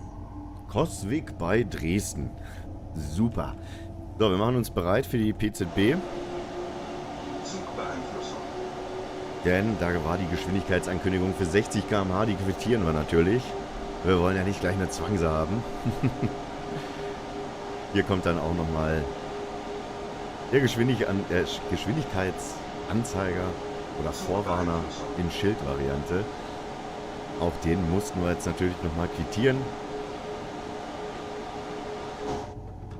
Wie bin ich ansonsten zur Modelleisenbahn, also generell zum Thema Eisenbahn gekommen? Darüber habe ich mir die letzten Tage schon mal Gedanken gemacht und habe mal so ein bisschen in meiner Vergangenheit rumgekramt und dachte, naja Mensch, guck mal, wo hast du denn Berührungspunkte mit der Eisenbahn gehabt?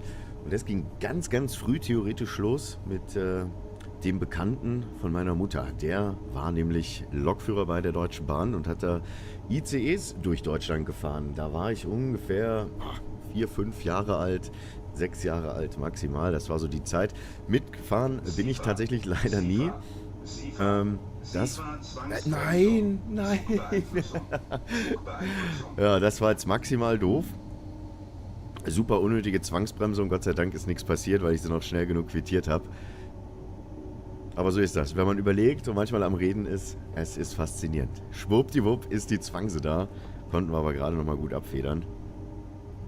Die Stammzuschauer von meinem Kanal, die werden sich wahrscheinlich im Chat gerade wieder krumm und schepp lachen, denn es hat gerade mal irgendwie 10 Minuten gedauert, bis es geknallt hat. Aber so ist das. So ist das.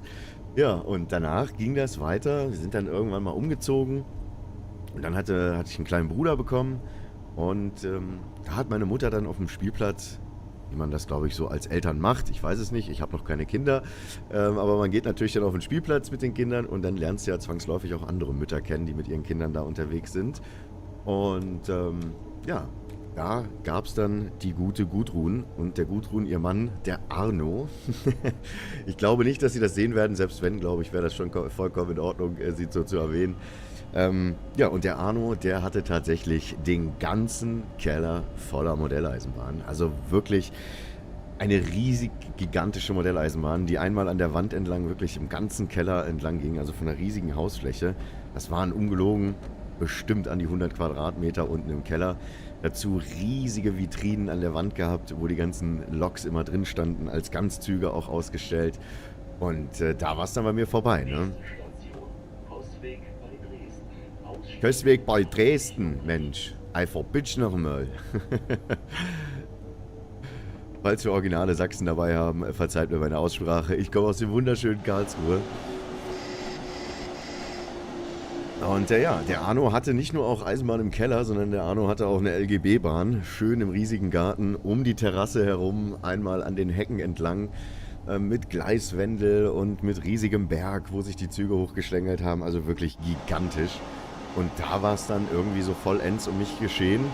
Da habe ich dann mir zu Weihnachten im selben Jahr meine allererste Modelleisenbahn gewünscht. Das war dann, ja, wie soll es auch oftmals anders da sein, natürlich eine Märklin-Starterpackung mit einer ganz, ganz kleinen Dampflokomotive, 3 Wegelchen. Dann habe ich meine erste Holzplatte aus dem Bauhaus gekriegt, habe mir da dieses Oval drauf geknallt. Ja, und hatte dann so quasi meine ersten Berührungspunkte mit der Eisenbahn. Da bin ich dann echt vollends eingestiegen, hatte dann auch super viel Spaß dran. Dann kam so langsam die Pubertät. Da ist dann Eisenbahn vielleicht nicht bei jedem das spannendste Thema. Bei mir gab es dann auf jeden Fall ja eine kurze Unterbrechung. Nicht, dass ich Züge dann uninteressant fand oder scheiße fand, sondern ich habe mich halt einfach nicht mehr mit der Thematik auseinandergesetzt. Also Modellbau, Baureihenbezeichnung.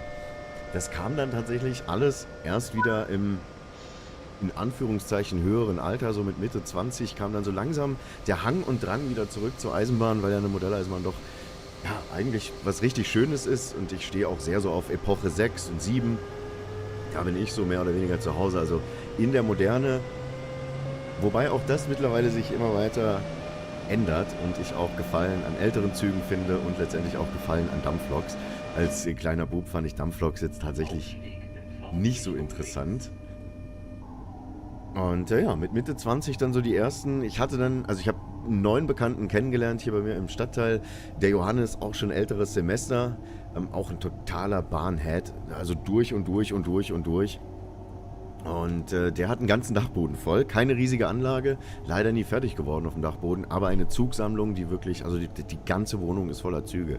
Im Flur hängen Regale, oben hängen Regale. Also jeder Zentimeter, wo ist, stehen Züge drauf. Und wenn keine Züge draufstehen, so ein bisschen Platz kriegt dann noch seine Frau für Bücher. Die liest ganz, ganz viel.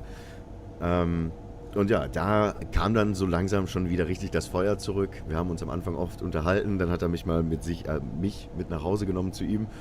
Und dann konnte ich mal dem seine ganzen Schätzchen sehen und war dann wirklich überwältigt. Und dann war für mich klar, okay, alles klar. Jetzt hast du das richtige Alter, jetzt musst du wieder rein in die Materie. Wir sehen oben rechts schon im Diagramm und auch hier gleich, dass wir eine temporäre Geschwindigkeitsbeschränkung haben. Normalerweise wäre hier auf diesem Streckenabschnitt 120 km/h. Da vorne ist jetzt irgendwas passiert. Vielleicht ist eine Weiche defekt, vielleicht sind irgendwelche Arbeiten, man weiß es nicht so genau. Auf jeden Fall kommt hier vorne ein temporärer Geschwindigkeitsabschnitt von 70 km/h. Das kann man oben super erkennen, einfach an der gelben Zahl, die dann drunter eingeblendet wird. Radebeul Zitschewik. Ich finde die Ortsnamen immer wieder lustig drüben. Ausstieg in Fahrtrichtung links. Wir können ja konkurrieren jetzt mit der digitalen Stimme.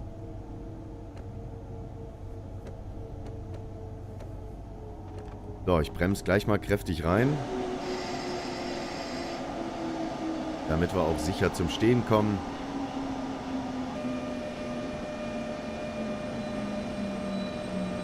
Ja, das sieht gut aus. Das sieht doch gut aus. Wir öffnen die Türen links. Die Bremsen geben wir schon mal wieder frei. Und Wahnsinn. Gerade jetzt noch mit dem Nebel. Super Stimmung immer wieder im TSW. Ungefähr eine Minute Verspätung auf dem Tacho. Das ist noch verschmerzbar. Ich denke, wir werden es aufholen noch bis Dresden. Wie sage ich immer auf meinem Kanal, wir sind stets bemüht. Genau, und der Johannes war beim Sammler in H0 und auch sonst waren meine Berührungspunkte größtenteils immer mit dem Maßstab H0. Dann hat mir der Johannes seine erste Lokomotive vermacht. Da war ein ICET. Schöne Geschichte. In Doppeltraktion? Wahrscheinlich nicht. Nee, einfach im neuen Klimaschützerkleidchen. Da ist die Kamera wieder ein bisschen kaputt gegangen. Da würde ich mir ja immer wieder wünschen, dass an so Spieler wie mich vielleicht mal gedacht wird und wir mal so eine feste Kameraposition bekommen, quasi über die Tastaturbelegung. Bislang gibt es ja nur 1, 2, 3 und die 8, glaube ich. Die anderen sind da nicht belegt. Ne, da wäre es natürlich schön, wenn man sich entweder selber eine Kameraposition einspeichern könnte, die dann immer da ist, oder dass man einfach so eine feste Kamera hätte, die immer so kurz hinter der Lok ist. Denn so fahre ich tatsächlich echt meistens auf dem Kanal. Kai ist so ein richtiger Außenansicht-Typi, weil eben, und da kommen wir wieder zu meinem Verbindungspunkt dann auch zu TSW rüber, weil es einfach für mich so einen leichten Modellbahn-Touch hat. Ne? Da drüben kommt der Talent vorbei in Doppeltraktion. Sehr schön. Ja, ich nehme mal die Beschleunigung wieder raus, sonst kriege ich das Ganze am Ende nicht wieder runtergebremst. Radebeul Kötschenbroda. Kötschenbroda. Muss man auch wirklich sagen, die Stimme spricht das schon super aus. Das sind jetzt nicht die einfachsten Ortsnamen. Und das klingt schon sehr geil, finde ich. Ne? Also macht auf jeden Fall Spaß. Ja, dann hat der Johannes mir damals eine H0-Bahn geschenkt. Und dann konnte ich noch das ein oder andere Schnäppchen so von ihm machen, wo er mir günstig weitergegeben hat, weil einfach, er kauft sich halt auch immer wieder nach und einfach die Sammlung ist voll. Das ist so der klassische eBay-Schätzchenjäger auch. Und ja, da hat er Platz gebraucht für 1, 2 Modelle, da war ich dann der Glückliche.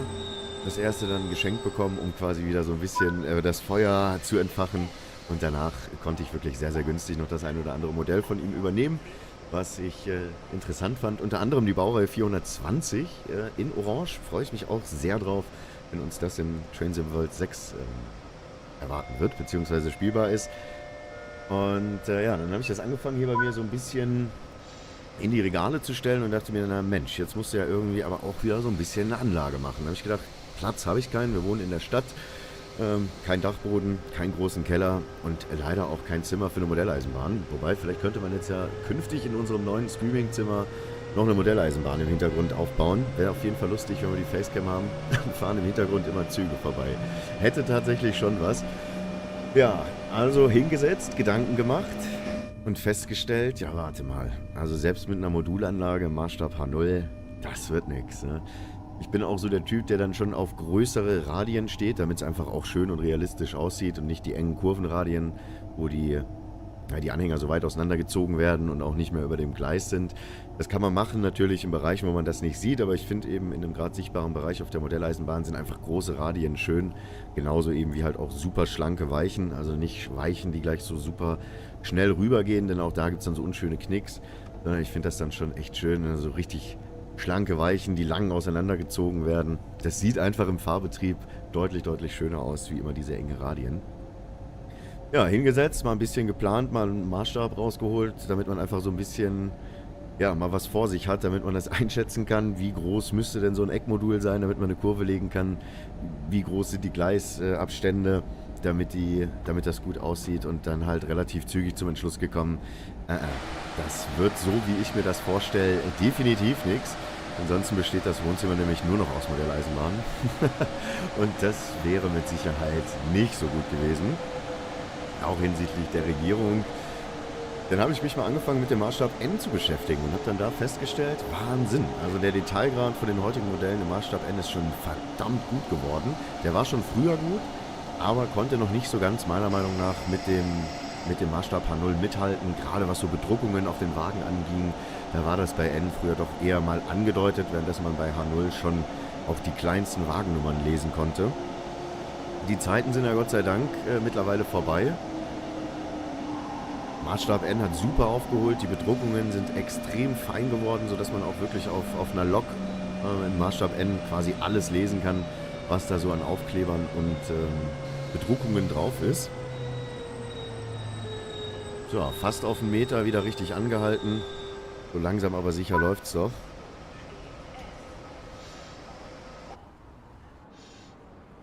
Ja. Wir haben gerade wieder die Bahnhofsansage gehört, also man hört es ganz leicht im Hintergrund. Ich denke, in Dresden werden wir es gleich nochmal vollends so richtig mitnehmen können. Ja, und dann ging das los, ne? Mal so geguckt, es kamen dann natürlich neue Modelle raus von den bekannten Herstellern, die man so kennt im N-Segment. Es sind ja quasi eigentlich nur Märklin und Rocco. So viele kleine gibt es nicht. Es gibt dann noch ein paar Manufakturen, die wirklich sehr gutes Zeug herstellen. Aber natürlich dann den Katalog beim Mobile-Händler um die Ecke geholt, der leider seit Anfang dieses Jahres auch nicht mehr existent ist. Und da mal durchgeblättert. Ne? Die erste Bestellung dann mal rausgehauen, das Zeug begutachtet, als das ankam und dann war vorbei. Ne? Da war für mich dann beschlossen, alles klar, wir wechseln zurück auf den Maßstab N und kehren H0 den Rücken. Dann habe ich quasi alles veräußert, was ich an H0 dann zwischenzeitlich mir so ein bisschen zusammengesammelt hatte. Wir waren auch auf Modellbahnbörsen unterwegs und da hatte ich zum Beispiel eine Garnitur gefunden, auch Dostos mit der Bedruckung von der Schwarzwaldbahn. Eine ganz, ganz rare Geschichte, extrem selten, ganz schwer zu bekommen. Also originale Schwarzwaldbahnwagen. Das haben wir dann, also konnte ich sehr günstig auf einem Flohmarkt schießen, also auf einem MOBA-Flohmarkt. Und er konnte die am Ende tatsächlich wirklich für ein Schweinegeld damals veräußern. Kam mir gelegen, habe ich nämlich dann alles in den Maßstab N reinvestiert. Und so bin ich dann bei N geblieben. Dann habe ich mir Gedanken gemacht, wie machst du das jetzt mit den Modulen? Habe da so coole Besteckkästen gefunden im Bauhaus damals. Habe mir da mal ein paar zusammengeklebt, Gleise bestellt, schlanke Weichen bestellt. Und wollte so eine ähnliche Situation machen, wie sie auch hier zwischen Dresden und Riesa zu finden ist. Quasi in der Mitte so ein bisschen Hochgeschwindigkeitsabschnitt und links und rechts dann jeweils noch Regionalgleise, beziehungsweise Regionalgleise theoretisch. Der ein oder andere Zugprofi, der wird bestimmt wissen, so Montabauer zum Beispiel war da für mich so ein kleines Vorbild. In der Mitte eben können die Züge noch durchrauschen, du hast trotzdem noch ein bisschen Bahnhof. Alternativ wollte ich auch noch den Beginn der viergleisigen Rheintalbahn nachbilden, also quasi bei Rastatt, wo dann aus 2 Gleisen 4 Gleise werden, die eine ICE-Schiene und dann eben die 2 Güterzuggleise. Das ist dann tatsächlich mit dem Einstieg in Trains in World 5 hier auf meinem Kanal auch so ein bisschen in Vergessenheit geraten, denn ich habe tatsächlich komplett Feuer gefangen. Dann für TSW 5 war Feuer und Flamme quasi, kann man dazu sagen, und habe seitdem wirklich sehr, sehr viel Spaß und etliche Stunden im TSW verbracht, was für mich sich tatsächlich zu so einem absoluten Modellbahnersatz gemausert hat. Gerade mit der riesigen Streckenvielfalt, den ganzen Lokomotiven, die es gibt, ist das für mich als quasi Bahn-Noob in Anführungszeichen wirklich gigantisch. Und quasi schon so, dass ich sage, ich gucke immer noch die Modelle gerne an, aber irgendwie ist TSW schon noch ein bisschen geiler, weil einfach die 3D-Modelle super sind. Man kann halt sich halt alles gemütlich angucken und vor allen Dingen, man kann halt damit über ganz, ganz viele Strecken fahren, ganz, ganz lange. Und seitdem bin ich dann so richtig wieder im Eisenbahnfieber drin mit TSW 5. Ansonsten habe ich leider in der Familie auch gar keinen, der beruflich irgendwas mit der Bahn zu tun hätte oder zu tun hat. Ich bin da tatsächlich so ein bisschen der Außenseiter. Gleiches gilt auch für die Feuerwehrthematik. Die ist auch ganz groß auf unserem Kanal vertreten. Aber mit Feuerwehr und Zughobby stehe ich irgendwie familiär relativ alleine da, leider. So ist das. Umso mehr freue ich mich natürlich dann, das auch immer mit meiner Community auszuleben. Wie gesagt, wir machen meistens überwiegend Livestreams auf dem Kanal. In letzter Zeit auch viel mit dem Zauberrädchen. Haben jetzt nochmal kurz vor dem TSW6 Release alle TSW 5 DLCs durchgespielt. Also nicht nur die 5er, sondern quasi alle TSW DLCs. Haben so ein bisschen TSW 5 verabschiedet. Und schaut mal, da drüben stehen alte Wägelchen. Warte mal, das will ich mal ganz kurz hier mit dem Fotomodus angucken. Ja, gigantisch. Cool.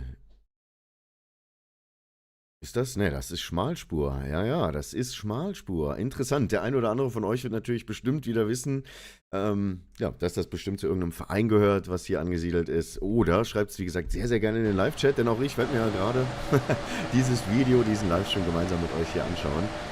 Und daher schön, dass ihr alle da seid. Ich hoffe, ihr fühlt euch gut unterhalten. Ich bin stets motiviert, sage ich immer, stets bemüht. Nächste Station, Dresden-Trachau. Ausstieg in Fahrtrichtung links. So, jetzt habe ich dem Kollegen mal unter die Arme gegriffen. Müssen wir natürlich auch nur hoffen, dass der Ausstieg auch tatsächlich in Fahrtrichtung links ist. Dresden-Trachau, Ausstieg in Fahrtrichtung links. Ja, sicher. Der Kai hat wieder 100 Punkte gewonnen. Was wirklich ganz, ganz, ganz ungewohnt ist, ist dieses 16:9 Format. Also wenn man sich da so mal dran gewöhnt hat, ist das super. Und ich kann auch wirklich jedem nur empfehlen, der im Sim-Gaming-Bereich unterwegs ist. Also 21:9, das ist nicht nur arbeitstechnisch ein super Monitor, mit dem man viel draufkriegt, sondern das ist auch wirklich vom Spielgefühl her absolute Spitzensahne. Was mich noch so ein bisschen irritiert, ich hätte ganz gerne hier wieder die Bodenmarkierungen ausgeschalten. Das habe ich tatsächlich vergessen. Ansonsten, nein, wir gehen in die Vollen. Na gut, noch alles im grünen Bereich.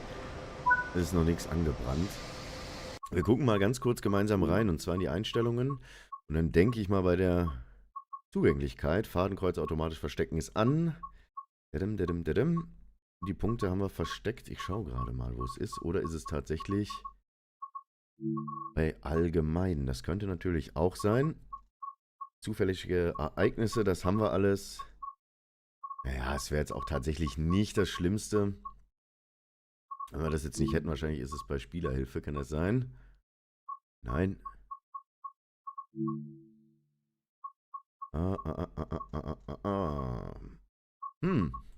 Irgendwo ist es drin.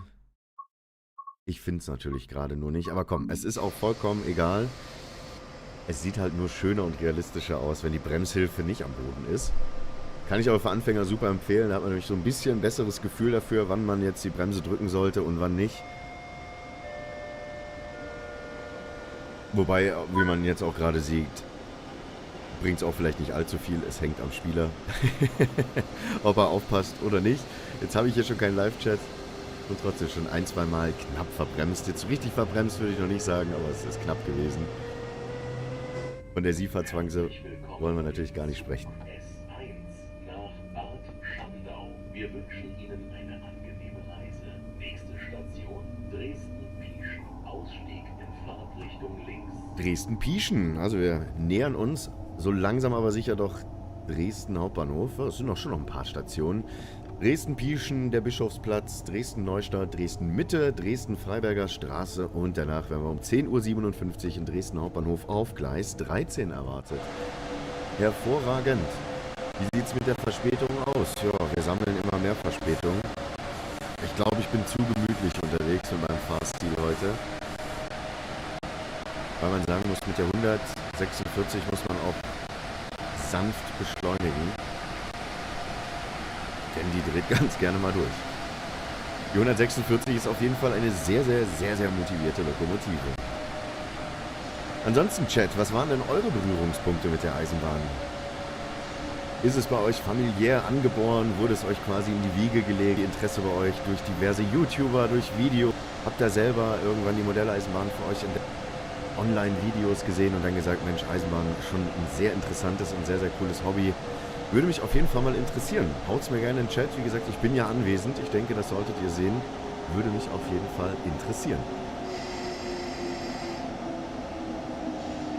So, jetzt bremsen wir hier aber nochmal anständig.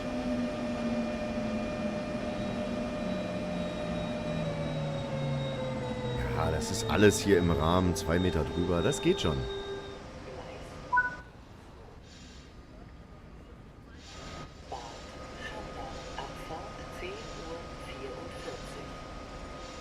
Ja, jetzt haben wir zumindest ganz leise schon mal die Ansage gehört. Ich weiß noch nicht so ganz, wo der Sound herkommt. Ob aus den Lautsprechern oder ob einfach nur irgendwo in der Mitte unter dem Bahnhof quasi so ein Soundmodul liegt, das das dann abspielt.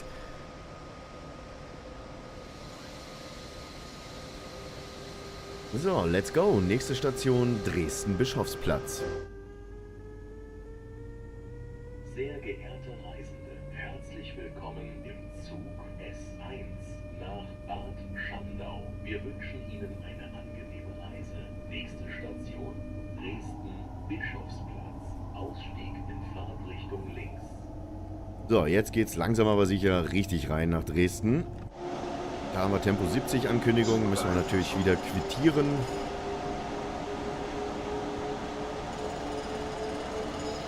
Ah, da drüben wird fleißig gebaut. Wir hören den Presslufthammer, schweres Gerät am Start.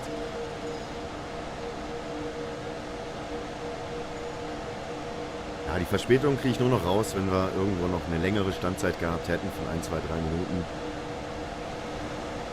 Kamera wieder ein bisschen Put-Put. Reparieren wir wieder. Ja, kein Problem.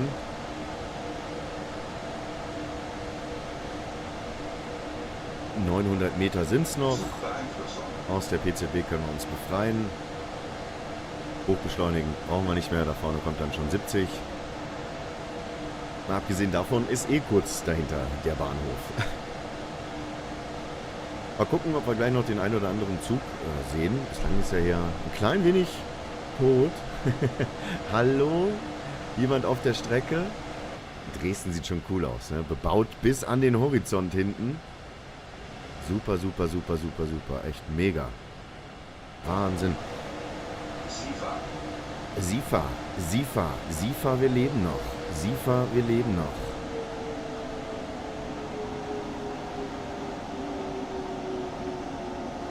So, wir fahren rein in den nächsten Bahnhof.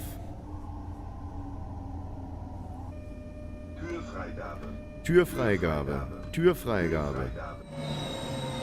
Meine Community im Chat wird jetzt wieder an die berühmte Bierfreigabe denken auf dem Kanal. Auch so eine Thematik, die sich da irgendwie etabliert hat. Wir dichten die Ansagen immer um. Und so wird dann aus der Türfreigabe auf einmal die Bierfreigabe. Passend zur Thematik des Oktoberfests aktuell. Aber es geht ja nicht ums Oktoberfest, sondern um Railway 200. 200 Jahre moderne Eisenbahn in Großbritannien. Ja, dementsprechend, Chat, würde ich euch natürlich schon noch gerne mehr über die Eisenbahn erzählen. Aber wie ihr merkt und gehört habt, bin ich halt ein absoluter Noob, was Eisenbahn angeht. Ich lerne sehr, sehr, sehr, sehr, sehr viel über die Community, sehr, sehr viel über den Live-Chat. Da haben wir wirklich spitzenmäßige Jungs am Start, die auch beruflich sehr viel mit der Eisenbahn zu tun haben. Ja, nicht nur, wir haben auch super Jungs, die auch hobbymäßig schon sehr, sehr, sehr, sehr, sehr arg drin in der Materie sind. Da kann ich natürlich immer das eine oder andere lernen, denn ich muss sagen, von PZB, LZB, SIFA, die ganzen Begriffe, wie man einen Lok überhaupt in Bewegung setzt, das wusste ich alles nicht. Ich bin wirklich ins kalte Wasser reingesprungen mit TSW6 damals und habe dann auch sehr, sehr viel durch meine Community lernen können und lernen dürfen, vor allen Dingen auch. Es ist manchmal nicht ganz einfach gewesen, dass der Kai jetzt versteht, was er machen muss, aber so langsam sind wir doch auf einem gesunden und guten Wege, glaube ich. Von daher geht, glaube ich, auch die Zwangsbremsung in Ordnung. Und jetzt geht es für uns nach Dresden-Neustadt. Ausstieg in Fahrtrichtung links. Gucken wir mal, ob wir hier auch gleich eine Ansage bekommen am Bahnsteig. Hier können wir es wahrscheinlich deutlich besser hören. Verspätung ist auf jeden Fall schon mal am Start. Türfreigabe. Türfreigabe. Türfreigabe. Lass es mal noch ausrollen, die letzten Meter. Wir waren jetzt auch schon aber ein paar Tage länger nicht mehr mit der 146 unterwegs. Und die Dostos, ja, ich finde, ist ein anderes Bremsgefühl. Gleis Oh, 2 steht S1 nach Bad Schandau. Abfahrt 10:50 Uhr. das wollte ich jetzt nicht. Jetzt habe ich die Türen schon übereilig zugemacht. Die machen wir aber natürlich wieder auf.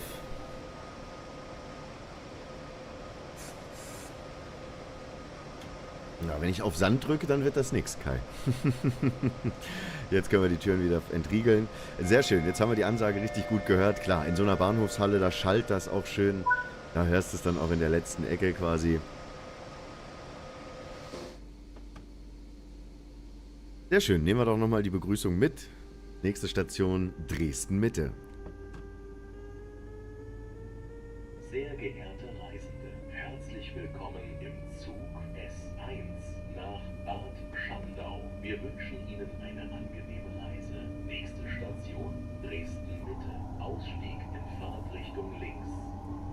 Jawohl, 1,5 Kilometer sind es noch. Und dann bin ich echt gespannt, Chat, ob wir das gleich hinkriegen mit der V90. Ich habe das Tutorial gespielt, denn ich habe sie einfach nicht in Bewegung gesetzt bekommen. Ich habe es mir einfacher vorgestellt, als es am Ende war. Aber kann man alles lernen, kriegt man alles hin. Wir werden es gleich gemeinsam in den letzten 20 Minuten des Streams herausfinden.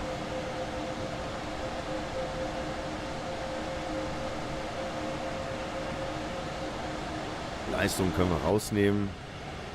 Sehr schön. Es geht rüber für uns nach Dresden. Da drüben die Dresdner Altstadt. Ah, da sieht schon sehr cool aus. Wirklich die Einfahrt hier auch Richtung Dresden. Schön großes Gleisfeld. Ein Gleisfeld. Kai, guten Morgen. So, fangen wir an einzubremsen. Sifa, wir leben noch.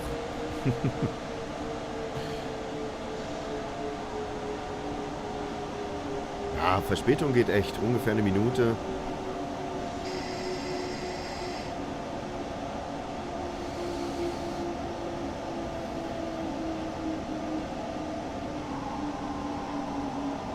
Ungefähr eine Minute. So, da haben wir endlich wieder mal eine Zugbegegnung. Türfreigabe. Türfreigabe. Der RE, das habe ich nicht gesehen. RE 16.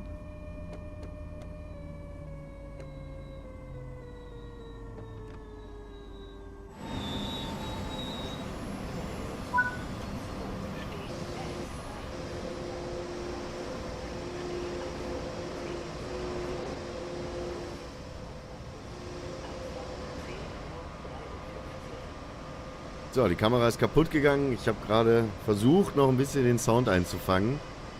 Hat nicht ganz so geklappt. So, Leistung drauf. Nächste Station Dresden, Freiberger Straße.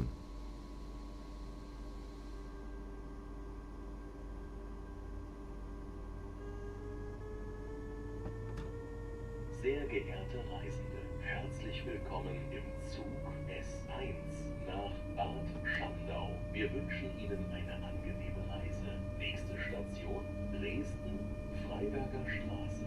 Ausstieg in Fahrtrichtung links. Doch, also ich finde die Zugansagen super authentisch. Die Stimme ist mega.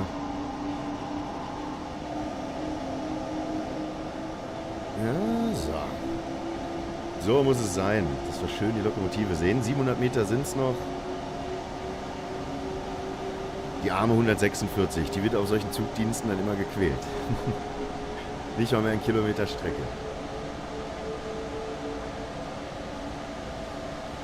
Die arme 146, Mensch.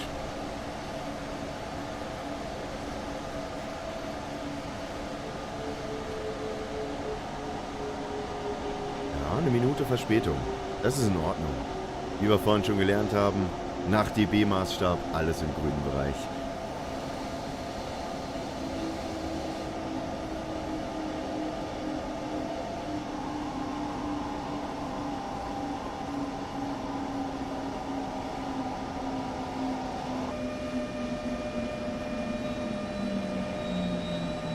Ja, ich sag mal so, es gab schon schönere Bremsungen von mir. Aber es geht, es ist in Ordnung. Ich hoffe, ihr habt alle keinen offenen Kaffeebecher in der Hand. Es könnte die Gefahr bestehen, dass ihr euch vielleicht den heißen Kaffee über den Schoß drüber leert. So wie der Kai hier wieder am Bremsen ist.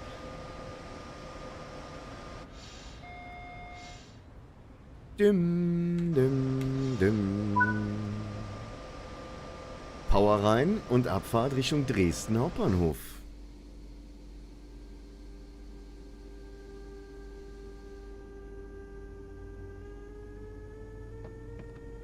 Sehr geehrte Reisende, herzlich willkommen im Zug S1 nach Bad Schandau. Wir wünschen Ihnen eine angenehme Reise. Nächste Station Dresden Zugbeeinflussung. Hauptbahnhof. Ausstieg in Fahrtrichtung links. So, PCB bestätigt. Eine VMAX von 60 gleich. Stellen wir schon mal die AFB ein. Und dann rollen wir jetzt mal gemütlich nach Dresden rein.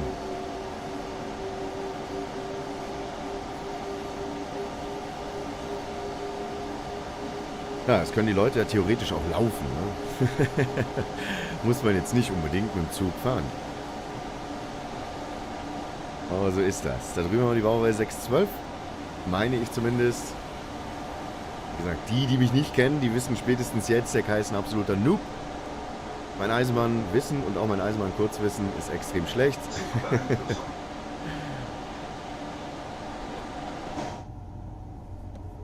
So, und es geht für uns rein nach Dresden.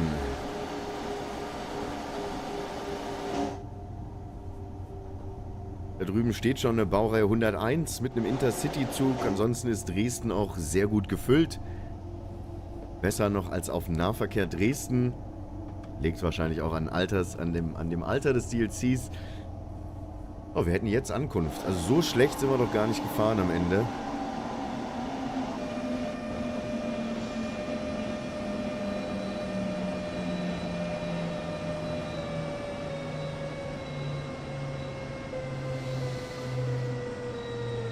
Sehr gut. Willkommen in Dresden, liebe Zuschauer.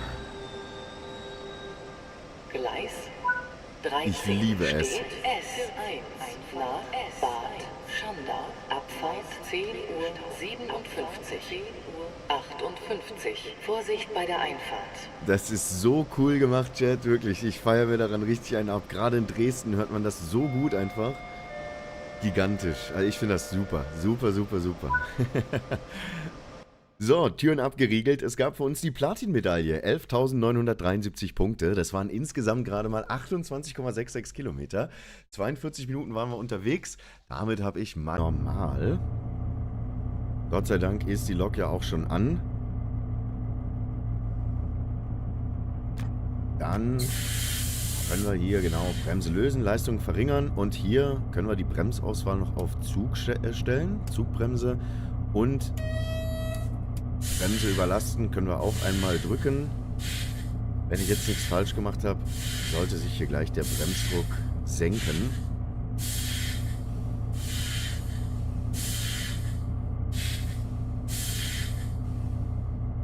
Drücken nochmal den Knopf, vielleicht passiert was, vielleicht passiert auch nichts.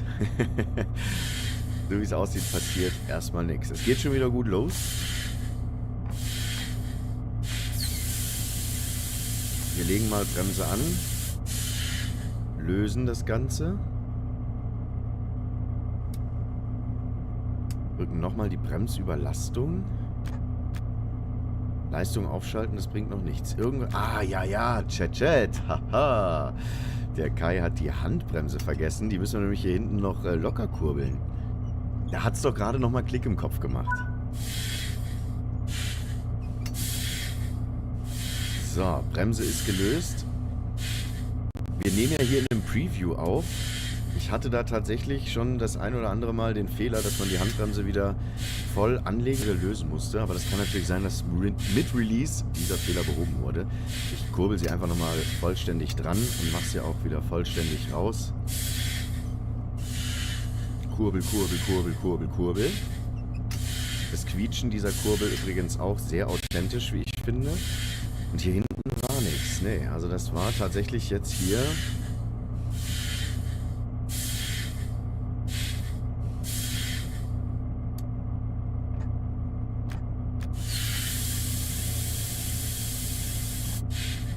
Der Kai hat tatsächlich echt vergessen, innerhalb eines Tages, wie man die V90 in Gang setzt. Aber das ist authentisch echt und ja, das ist halt Kai, ne?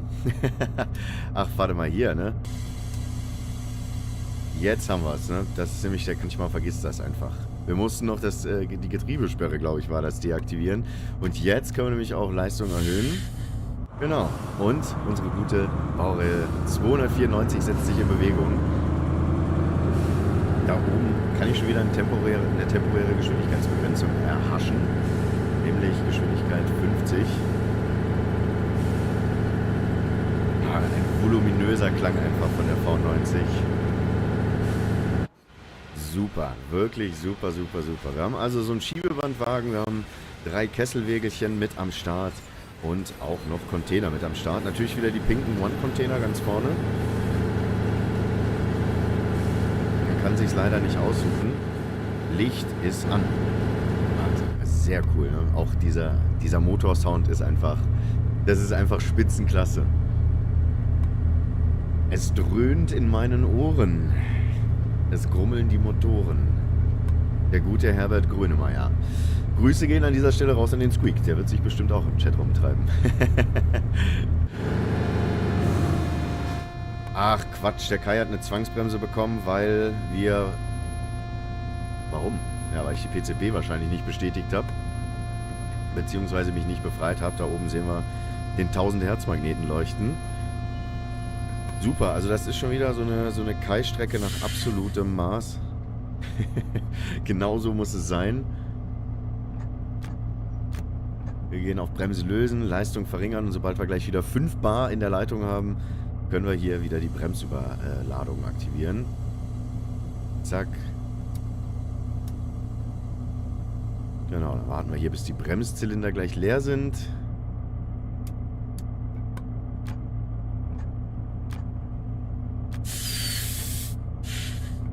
Also mit der V90, das ist tatsächlich schon ein bisschen komplexer. Notbremse natürlich lösen, genau, und dann funktioniert das auch wieder. Und dann schalten wir nochmal erneut Leistung auf. Was zeigt unsere PZB an? Oh, 70.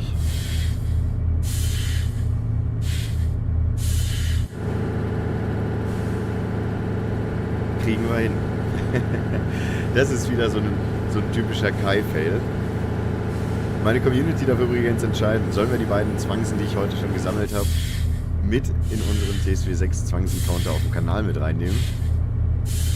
Oder sagt er, nein, nein, Kai, komm, wir drücken mal ein Auge zu, die Zwangsen zählen wir nicht in deine Jahresbewertung ein. Wir haben übrigens in Trains in World circa, was waren es, ich glaube 220 Zwangsbremsungen letztes Jahr gehabt, Pi mal Daumen, gigantisch. Jetzt, warum kriege ich wieder eine Zwangse? Ich verstehe es nicht. Der 1000 Hertz Magnet, er leuchtet wieder auf.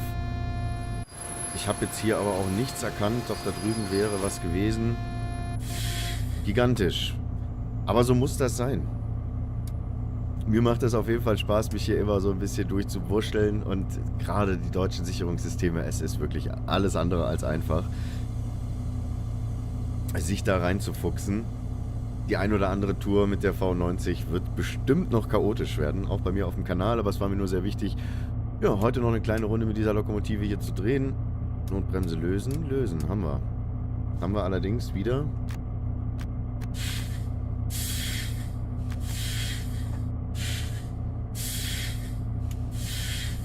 Jetzt können wir es lösen. Ja, jetzt können wir es wieder lösen. Und wieder Leistung aufschalten. Dann hoffe ich jetzt, dass wir irgendwie 2,3 Kilometer gleich noch durchbekommen. Das ist wieder typisch Kai. Und zur Not machen wir die PCP gleich aus, wenn der Kai das absolut nicht hinkriegen sollte. Wir haben Wechselblinken, ja, jetzt sehe ich das auch. Das heißt, schneller als 45 km/h ist nicht. Deswegen hat man wahrscheinlich auch gerade eine Zwangse. Das könnte der Grund gewesen sein. Wobei, Wechselblinken in der mittleren Zugart. 45 wäre, glaube ich... 45 wäre, glaube ich, wenn wir in der großen PCB unterwegs wären, also 85, obere Zugart. Mittlere, ich habe es gerade gar nicht im Schirm. Es könnte natürlich 30 sein. Wir lassen es mal rollen.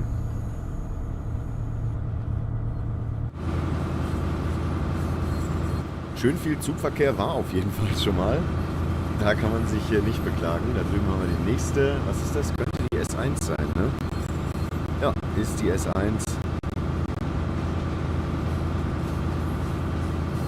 Schön, die V90 erinnert sein hier so richtig an einen Haifischzug. Mit dieser kleinen Flosse, die da noch hinten drauf ist. Finde ich super. Ich würde eigentlich fast sagen, schon Chat studieren geht über probieren. Ich weiß es nicht. Ne, 35. Könnte sein, dass wir nicht schneller als 35 fahren dürfen.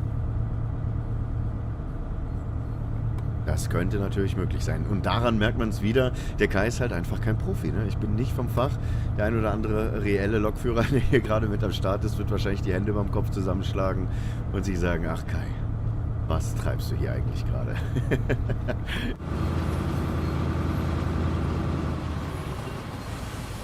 Nee. Ja, okay, 35, jetzt hat der Kai es verstanden. Wieder was fürs Leben dazugelernt. beim Wechselblinken. In der mittleren Zugart sind es dann 35 und in der unteren Zugart wahrscheinlich 25. Irgendwie so wird es sein. Auf jeden Fall an der Stelle sorry für maximale Inkompetenz. Ja, so ist das manchmal, leider, irgendwie bei mir. Also Notbremse wieder lösen. Bremsüberladung drücken wir auch mal. Ja, und dann können wir gleich wieder los. Also 35, jetzt hat der Kai, also ohne Spaß, wieder was gelernt. Für die nächsten TSW-Stunden und Runden. Wechselblink, mittlere Zugart ist 35. Schade, ich hätte gehofft und mir gewünscht, dass wir zwangsfrei durchkommen. Pustekuchen. So ist das. Ihr könnt euch auf jeden Fall sicher sein. Es ist keine Absicht. Denn es ist mir mega peinlich, auf so einer großen Plattform mich jetzt zu blamieren. Aber wie gesagt, wir stehen für authentischen Inhalt. Da steckst du manchmal nicht drin.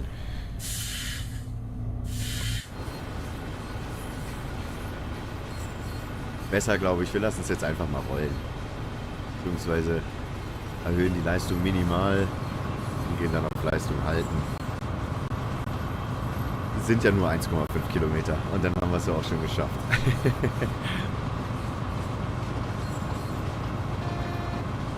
So, was sagt das PZB-Modul? Blinkende 70. Aber so viel schneller müssen wir gar nicht werden. 1,3 Kilometer, dann ist ja schon Schicht im Schacht.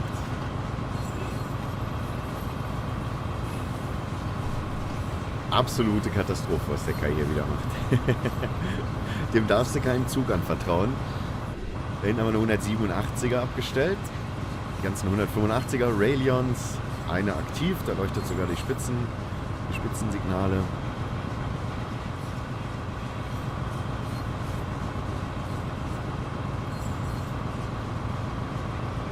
Ein Kilometer haben wir noch. Wahnsinn. 1 Kilometer, 3 Zwangsen oder 4 Zwangsen? Ich hab nicht mitgezählt. Und ich bin auch dafür, Chat, dass wir das nicht in unseren Counter auf dem Kanal mit übernehmen. Das muss nicht sein. Der Kai sich hier wieder auf die Knochen blamiert. So, wir lassen es rollen für die letzten Meter. Ich denke, bremsen werden wir jetzt gleich relativ gut hinkriegen.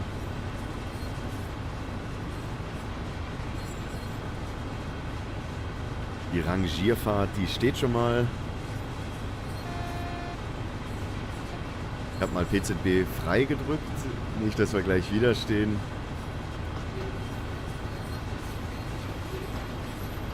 Doch, die V90 ist eine super Lokomotive.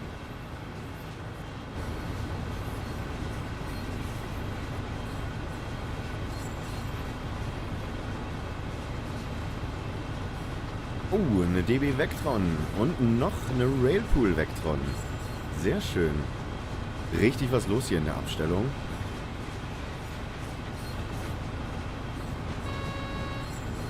Ja, das war die SIFA. SIFA, der Kai lebt noch. Keine Panik auf der Titanic. Die Steigung regelt gerade unsere überhöhte Geschwindigkeit. Das ist auch in Ordnung.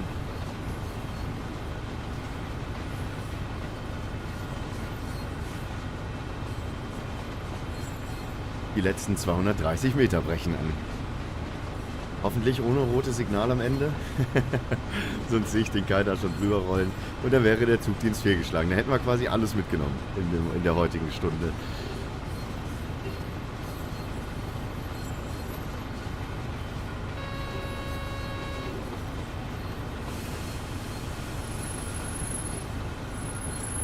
Ja, wir bremsen mal ein.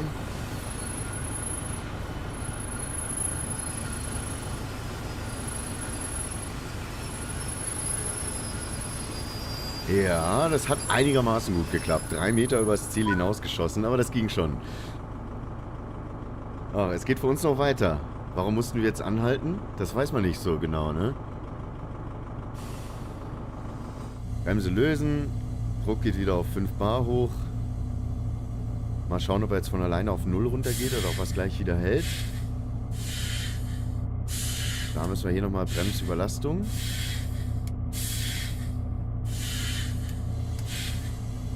Hier noch einmal die Bremse lösen. Okay. Und weiter geht's. 1,1 Kilometer sind es noch.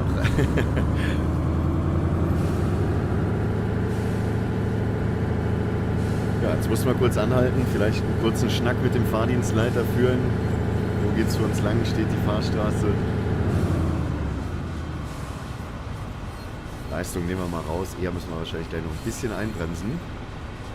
Streckengeschwindigkeit beträgt ja nur 25 km/h.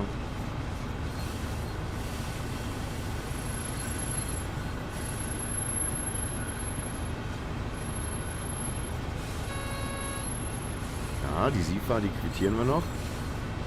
Ja, wir kommen auf jeden Fall zwangsbremsenfrei in Dresden-Friedrichstadt dann noch an. Wenigstens der zweite Abschnitt läuft dann ohne Probleme. Ich meine, lobe den Tag nicht vor dem Abend, aber ich lehne mich jetzt mal aus dem Fenster und sage, das kriege ich hin. Wir können mal einen kleinen Blick auf die Karte werfen. Wo geht's für uns hin? Wo geht's für uns hin?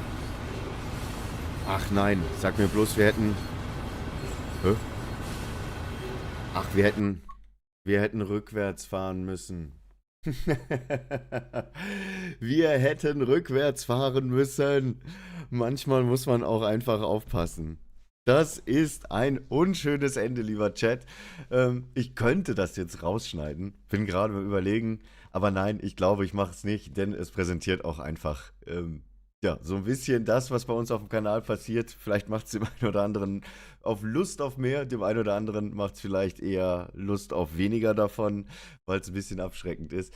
Aber wir hätten natürlich jetzt in die andere Richtung fahren müssen, ne? Ganz klar, wir hätten anhalten müssen, Weiche umstellen, Fahrdienstleiter anrufen und dann eben aufs Rangiergleis hätten fahren müssen. Gut, das hat der Kai natürlich souverän vermasselt, sagen wir es mal so. Und TSW schreibt schon, wohin geht's als nächstes, Kai? Als nächstes geht's für euch zum nächsten Stream.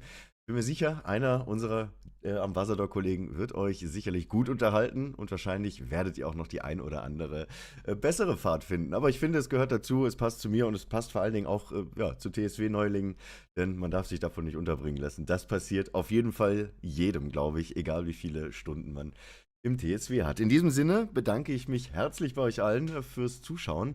Vielen, vielen herzlichen Dank auch nochmal an Dovetail Games für die Möglichkeit, den Content hier zu präsentieren auf den Kanälen und vor allen Dingen auch vielen lieben Dank für die Bereitstellung von TSW6. In diesem Sinne, sehr, sehr gerne das Däumchen nach oben da lassen. Lasst hier auf dem TSW-Kanal sehr, sehr gerne ein Abo, aktiviert die Glocke, dann verpasst ihr nämlich künftig keine brandheißen News mehr rund um TSW6. Der Kai ist raus. Macht's gut, passt auf euch auf.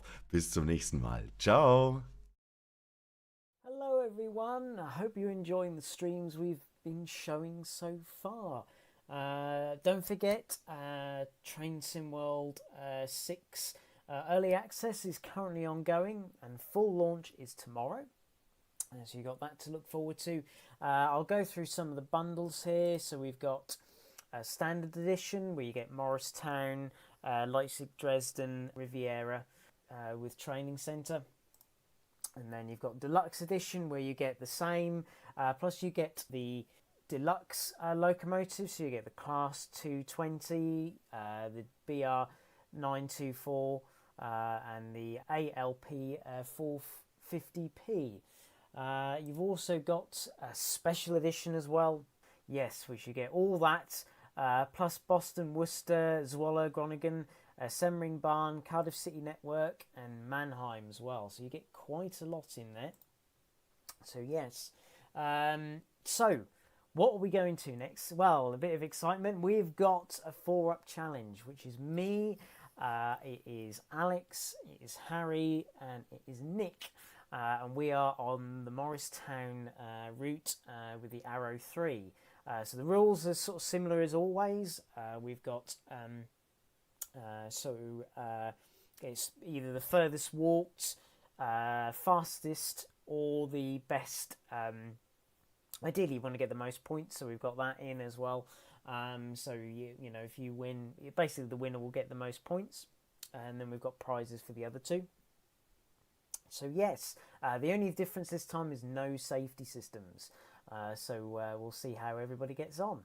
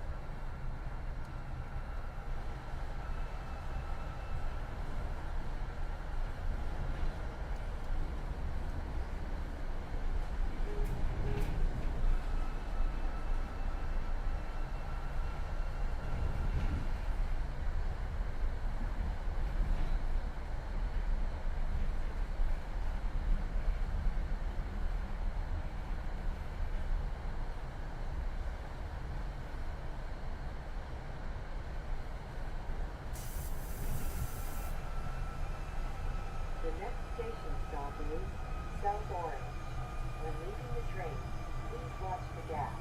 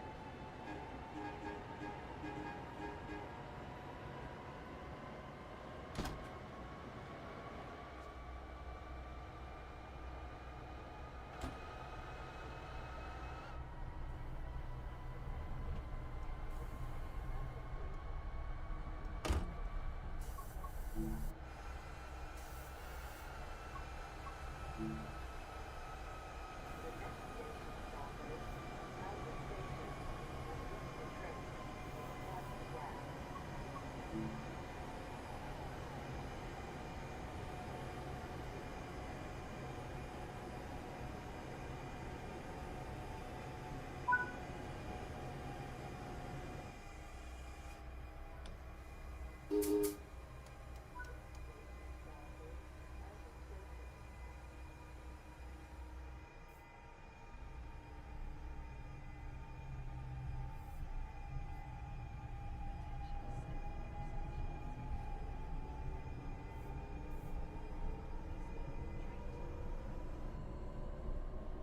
station stop is Mountain Station.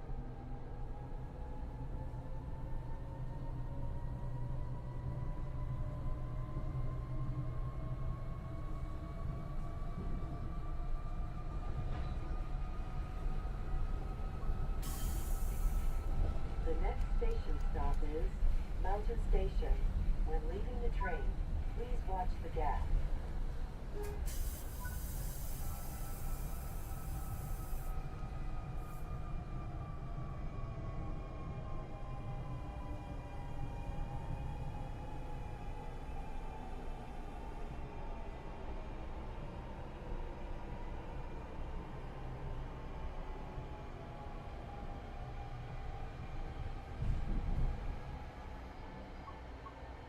This station stop is Mountain Station.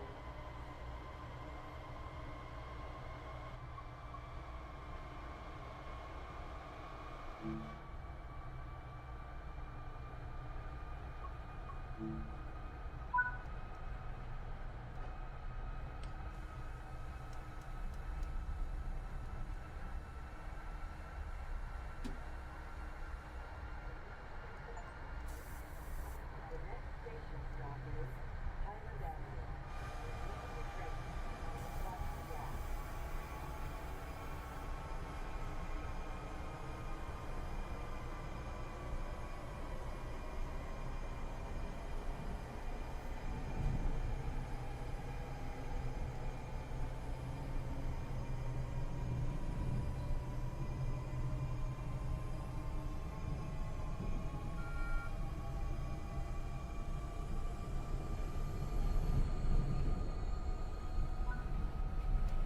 This station stop is Highland Avenue.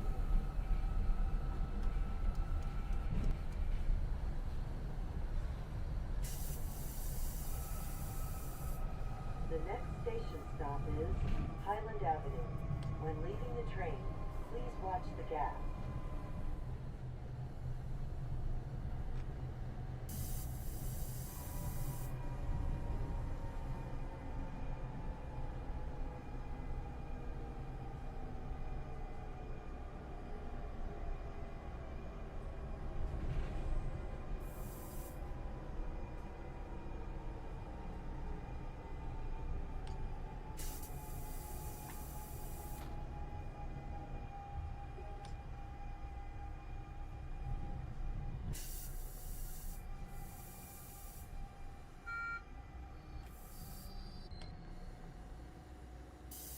This station stop is Highland Avenue.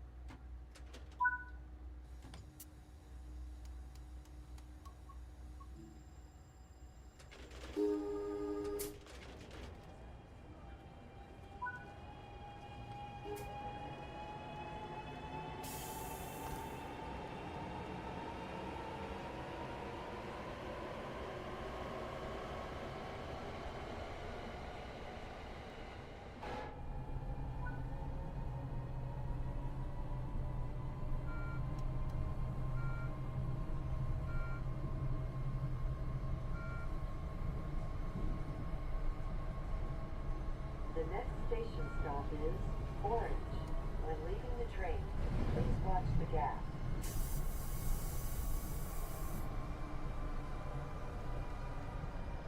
The next station stop is Orange. When leaving the train, please watch the gas.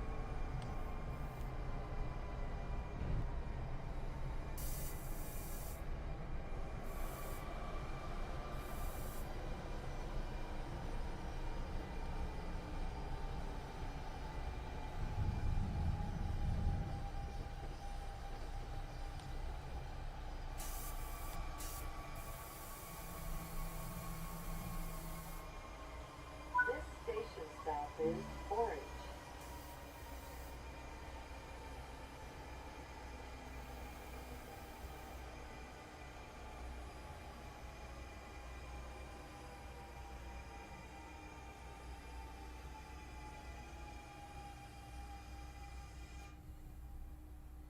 This station stop is Orange. Station stop is Orange.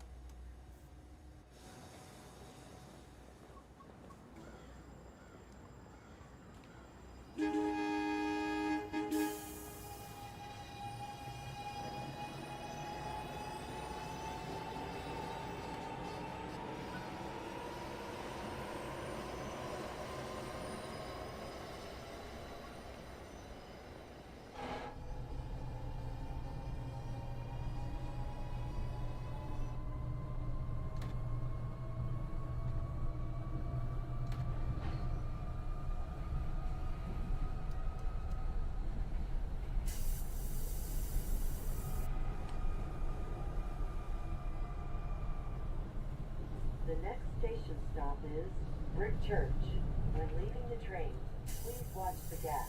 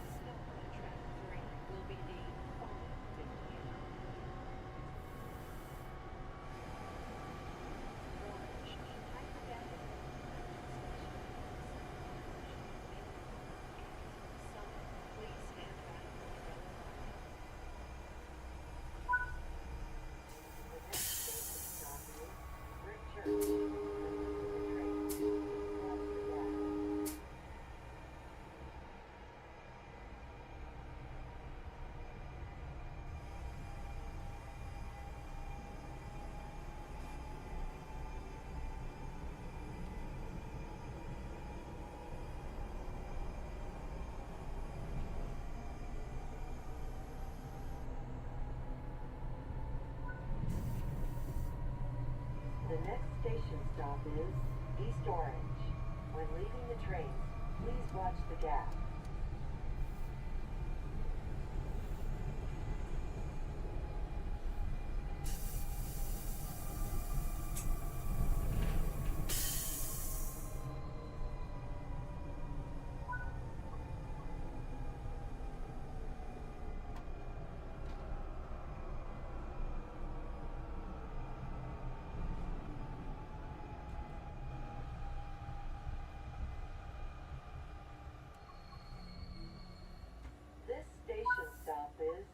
East Orange.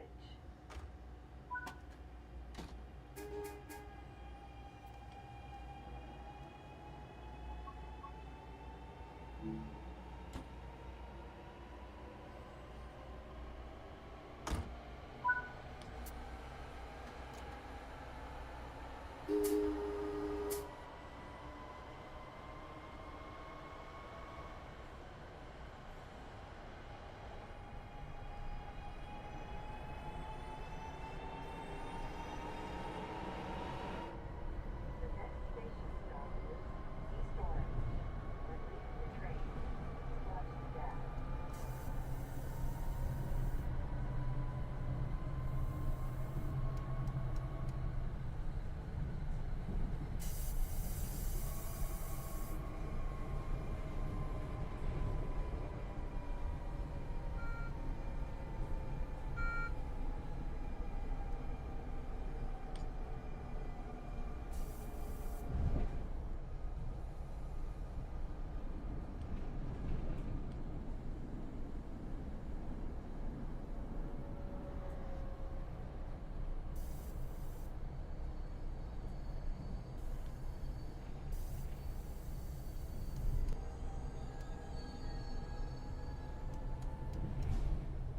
station stop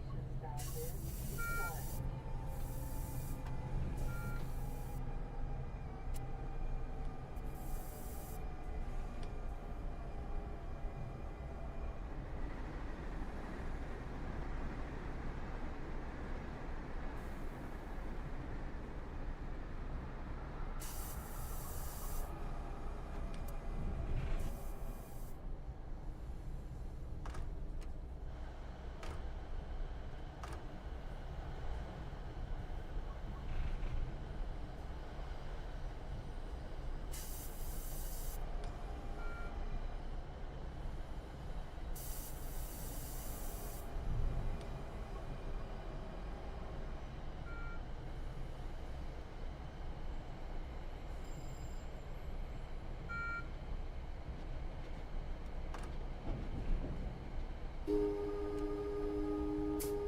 East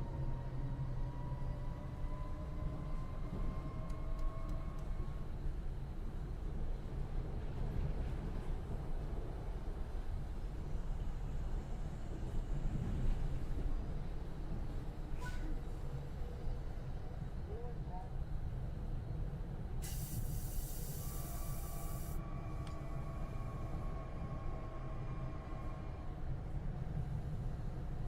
The next station stop is Newark Broad Street. When leaving the train, please watch the gap.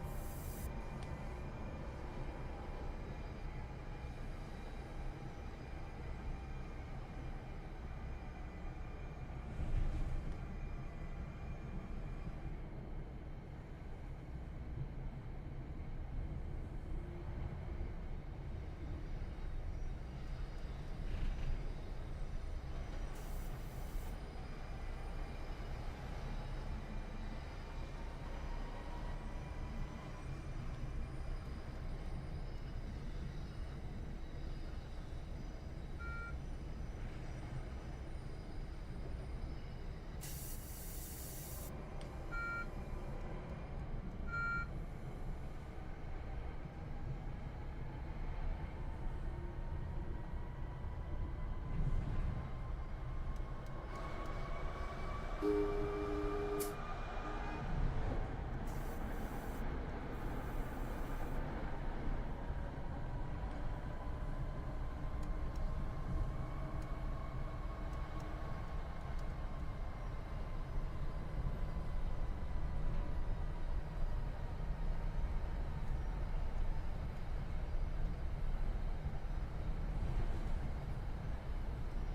next station stop is Newark Broad Street. When leaving the train, please watch the gas.